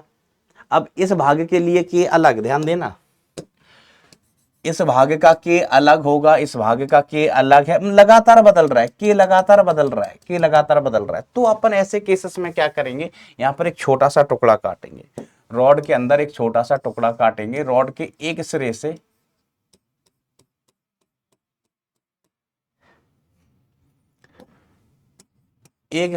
x दूरी पर हम एक छोटा सा टुकड़ा काटेंगे, जिसकी चौड़ाई कितनी होगी बेटा dx, जिसकी चौड़ाई कितनी होगी बेटा dx होगी, ठीक है, ऐसे इसकी चौड़ाई कितनी है dx, ठीक है। तो इस छोटे से टुकड़े का प्रतिरोध भी छोटा सा होगा dr, ये कितना हो गया dx अपॉन के, dx अपॉन के ए, छोटा सा प्रतिरोध। अगर हम कुल प्रतिरोध लिखना चाहें तो dr is equal to dx divided by k का वैल्यू कितना होगा, k का वैल्यू होगा k1x प्लस k2, ठीक है, इनटू एरिया, इनटू एरिया। अब हमें कुल प्रतिरोध निकालना है, तो कुल प्रतिरोध निकाल लीजिए, जहां से जहां लिमिट लगानी। अगर हमें यहां से यहां तक का प्रतिरोध निकालना है, ठीक है, तो 0 से a तक लिमिट लगा लो, ठीक है, 0 से a तक लिमिट लगा दो, ठीक है। तो ये आपको क्या मिलेगा, r 0 से a लंबाई तक का, r 0 से a लंबाई तक का, ठीक है। इंटीग्रेट कर दो इसको तो r मिलेगा, dr का इंटीग्रेशन क्या हो जाएगा, r हो जाएगा। तो ये r है, हमने इसको इंटीग्रेट किया तो इंटीग्रेशन dr था, हमने इसको इंटीग्रेट किया इंटीग्रेशन डिफरेंशिएशन खा गया, तो ये आर बचा आर। अब आप यही लिमिट बदल दो, जैसे आर है ए से लेके एल तक लिमिट लगा दोगे तो एक डी एक्स डिवाइडेड बाय के वन एक्स प्लस के टू इंटू ए। तो बेटा ये हो जाएगा आर कहां से कहां तक, ए से एल तक, ए से एल लंबाई तक का पूरा, दिस लंबाई इज एल ना, पूरा नहीं मतलब यहां से यहां तक, यहां से यहां तक का। यहाँ x बराबर कितना है सर, यहाँ पर x बराबर 0 है, यहाँ पर x बराबर कितना है सर 0 है, यहाँ पर x बराबर कितना होगा a होगा, यहाँ पर x बराबर कितना होगा l होगा। और मास्टर क्या कर सकते हो तुम में, और क्या हिम्मत है। हमने कहा देखो, और हम पूरा निकालना चाहें एक साथ r, तो हम लिमिट लगा देंगे 0 से लेके l तक, 0 से लेके l तक dx डिवाइडेड बाय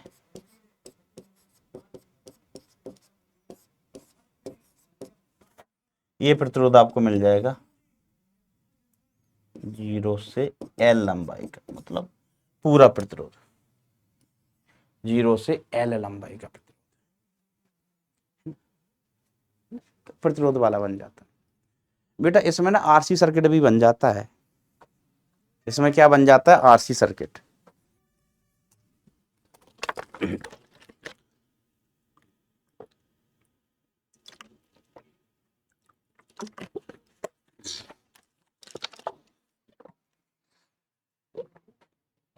सर झूठ कह रहे हो, आरसी सर्किट कहां से बन जाएगा, पगले हो क्या।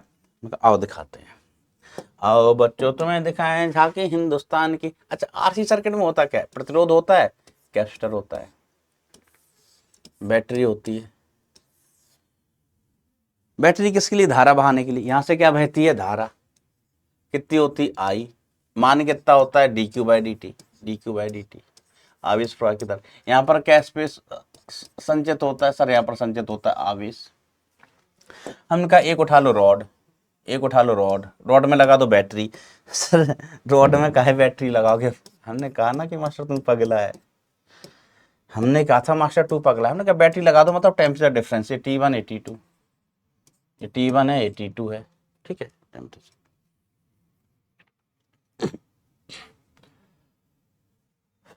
शुरुआत, अब यहां पर रख दो एक ब्लॉक, यहां पर रख दो बेटा क्या, एक ब्लॉक,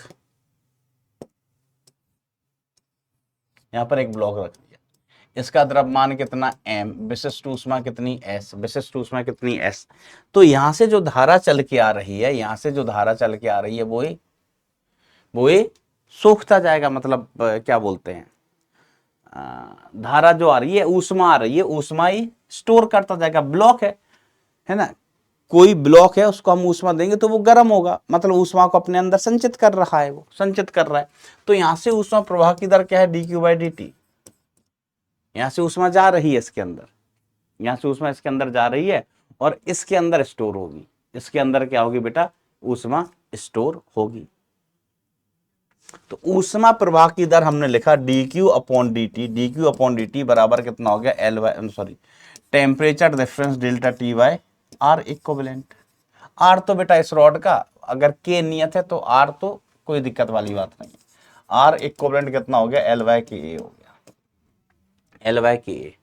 अब डी क्यू बराबर कितना हो गया, ठीक है देखो शुरुआत में इसका टेम्परेचर कितना था, टी नॉट है ना, सॉरी टी नॉट नहीं T2। हमने कहा किसी समय पर, किसी समय टी पर, शुरुआत में इतना था, धीमे धीमे धीमे धीमे ये टी बराबर 0 पर, ये ताप कब है, टी बराबर 0 पर। अब यहां से ऊष्मा इसमें जाएगी, यहां से ऊष्मा इसमें जाएगी, ये ऊष्मा अवशोषित करेगा तो इसका ताप बढ़ेगा। हमने कहा इसका ताप टी बराबर टी पर, टी बराबर टी पर बढ़ के कितना हो गया, टी बराबर टी पर ताप कितना हो गया बेटा, हमने कहा टी हो गया, कितना हो गया, टी हो गया, ठीक है। ऐसे डी क्यू क्या है, इसमें गई ऊष्मा, इसमें गई ऊष्मा डी क्यू। तो डी क्यू को बेटा हम ऐसे लिख सकते हैं क्या, देखो ये संधारित्र का काम करेगा, ये प्रतिरोध का काम कर रहा है, यहाँ से ऊष्मा चल के आ रही है, यहाँ से ऊष्मा चल के आ रही है, dq बाई dt, यहाँ से ऊष्मा चल के आ रही है, ये ऊष्मा अपने अंदर संचित कर रहा है, संचित कर रहा है। शुरुआत में ठंडा था, शुरुआत में ठंडा था, इसका ताप बढ़ा बढ़ा बढ़ा बढ़ा बढ़ रहा है, इसका ताप बढ़ रहा है। शुरुआत में इसमें आवेश नहीं था, शुरुआत में आवेश नहीं था, धीमे धीमे इसके पास आवेश गया तो उसके अंदर आवेश बढ़ा बढ़ा बढ़ा बढ़ा बढ़ा। शुरुआत में हम मान लेते हैं इसमें कोई ऊष्मा नहीं थी, फिर ऊष्मा इसमें से धीमे धीमे बड़ी बड़ी बड़ी बड़ी बड़ी बड़ी बड़ी, ठीक है ऐसे। तो डी क्यू को अपन क्या लिख सकते हैं, M S D T, M S D T divided by D T is equal to, इसको हम क्या लिख सकते हैं, T one minus T, R equivalent कितना, एल बाई के, उससे हमें कोई लेना देना नहीं, आर ही लिख लो क्योंकि ये सब कांस्टेंट है, ये सब कांस्टेंट है, ठीक है।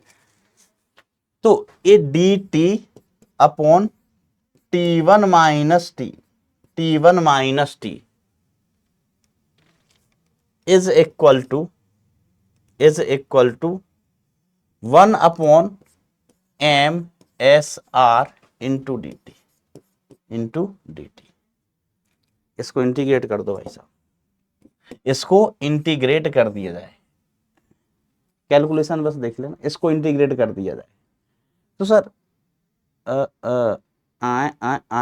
इसको इंटीग्रेट करोगे तो हमें टेम्परेचर मिलेगा as a function of time. Integration आ क्या जाएगा, देखो टेम्परेचर में लिमिट, हम शुरुआत में इसका टेम्परेचर कितना था, T2 से T लगा देते हैं। शुरुआत में टेम्परेचर कितना था, T2 से T, जीरो होता तो जीरो से लिमिट लगाते। समझ रहे हो भाई, ये आरसी सर्किट, ये रेजिस्टेंस रॉड किसका काम कर रही है, ये कर रही है रेजिस्टेंस का। कैपेसिटर किसका काम कर, ये कैपेसिटर का काम कौन कर रही है, यहाँ पर बैटरी से ऊष्मा निकलती है, रेजिस्टेंस होते हुए जाते, कैपेसिटर अपने अंदर रखता जाता है। यहाँ हाई टेम्परेचर से ऊष्मा जाती है जाती है जाती है और ये ब्लॉक अपने अंदर रखता जाएगा रखता जाएगा रखता जाएगा। इंटीग्रेट करके वैल्यू निकाल लो भैया, क्यों पड़े हो चक्कर में, क्यों पड़े हो भैया चक्कर में मास्टर तुम सिंसिनाटी है, सिंसिनाटी पगला है पगला, बने रहने दो। इंटीग्रेट किया, पिछले जन्म में मैं समझदार था, कहाँ उखाड़ लिया हमने पिछले जन्म में, हम इस जन्म में पगला ही रहेंगे। T upon M S R, limit put करो, -1 ले जाओ तो लॉग ऑफ लिमिट पुट करूं, ऊपर वाला लिमिट T1 माइनस टी, नीचे वाला लिमिट T1 माइनस T2।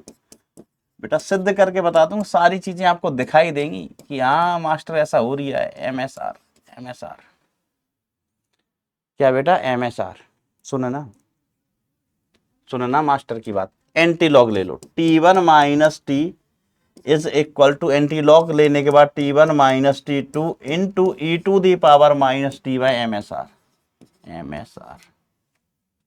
तो जो t की वैल्यू है, t की वैल्यू कितनी आ जाएगी, t इधर गया माइनस का T1, इधर गया माइनस का T1, कट जाएगा, नारायण नहीं कटेगा, नहीं कटेगा। T1 minus T2 into E to the power minus T upon MSR, शायद ऐसा कुछ आ जाएगा। This is the temperature of that block as a function of time. जैसे वहां पर हमें क्या मिलता था, विभव या आवेश, टेम्परेचर मिल गया फंक्शन के टाइम में, तो हमको ऊष्मा भी मिल जाएगी बेटा फंक्शन के, मतलब टाइम के फंक्शन में ऊष्मा भी मिल जाएगी टाइम। सर ऊष्मा नहीं निकाल पाओगे टाइम तक, पहले MST होती है। अगर हमें टेम्परेचर मिल गया as a function of time तो हमें ऊष्मा कहीं नहीं मिलेगी as a function of time. Capacitor का हमें विभवांतर मिल गया है ना, यहां पर क्या होता था, कैपेसिटर का विभवांतर, अगर हम विभवांतर निकाल लिया as a function of time, विभवांतर मिल गया as a function of time, तो हम आवेश नहीं निकाल पाएंगे, Q बराबर C भी तो होता है पगलू। विभवांतर as a function of time मिल गया तो हमें आवेश भी as a function of time मिल गया। यहाँ पर हमको temperature as a function of time मिल गया। वैसे टेम्परेचर ही पूछते हैं, पूछने के चांस हैं, पूछते क्या है, शायद पूछा नहीं है अभी पूछा नहीं है, पूछ ले तो हम ऊष्मा भी निकाल सकते हैं, कोई बड़ी बात नहीं है। अच्छा क्रॉस चेक करते हैं, टी को जीरो रखो, जरा टी बराबर 0 रखो। सर टी बराबर जैसे ही हमने 0 रखा ना तो हम टेम्परेचर की बात करते हैं, टेम्परेचर कितने का आया, टेम्परेचर कितना आया ये ज्ञात करना। टी को 0 रखा, ई टू दी पावर 0, 1 हो गया, 1 हो गया, 1 हो गया, इससे कट गया हाँ माइनस माइनस प्लस कितना आ रहा है, T2 आ रहा है, T2 आ रहा है, T बराबर 0 पे T2 आ रहा है। चेक तो कर ले हमने जो ज्ञात किया वो सही है कि नहीं है, सही है कि नहीं है। हमने कहा T टेंडिंग टू इन्फिनिटी रखो, e to the power minus infinity कितना हो गया 0, सारा टर्म कितना हो गया 0। तो when time T tends to infinity, T tends to infinity temperature is tending to T1। सही बात है, होनी चाहिए। अंतिम तापमान अनंत हो जाएगा क्या, नहीं। हमने कहा यहां से ऊष्मा जा रही है, जा रही है, जा रही है, जा रही है, अंततः क्या होगा, इसका और इसका तापमान समान हो जाएगा, थर्मल इक्विलिब्रियम में आ जाएंगे, तापीय साम्यावस्था में आएंगे। इससे ज्यादा कुछ नहीं हो सकता है, इससे ज्यादा नथिंग कैन हैपन। ठीक है मास्टर, तो ठीक बढ़िया। तो ये वैसे हम आरसी सर्किट पढ़ते थे उसमें, करंट इलेक्ट्रिसिटी में। ये आरसी सर्किट किसका, आरसी सर्किट हीट का, rod block system, rod block system behaves like RC circuit. अपन ने सब चीज कैलकुलेट कर लिया, वही इक्वेशन है, कुछ नया ना ना। चलो भाई अब ना इतना ही, हम आगे पढ़ेंगे बेटा तो और करेंगे, देखेंगे, है ना। फिलहाल मुझे आज के लिए इजाजत दे दो। मन लगा के, दिल लगा के, दिमाग लगा के, मन लगा के, दिल लगा के, दिमाग लगा के पढ़ाई करते रहना। Thank you so much, tata bye bye, take care, love you all बच्चों।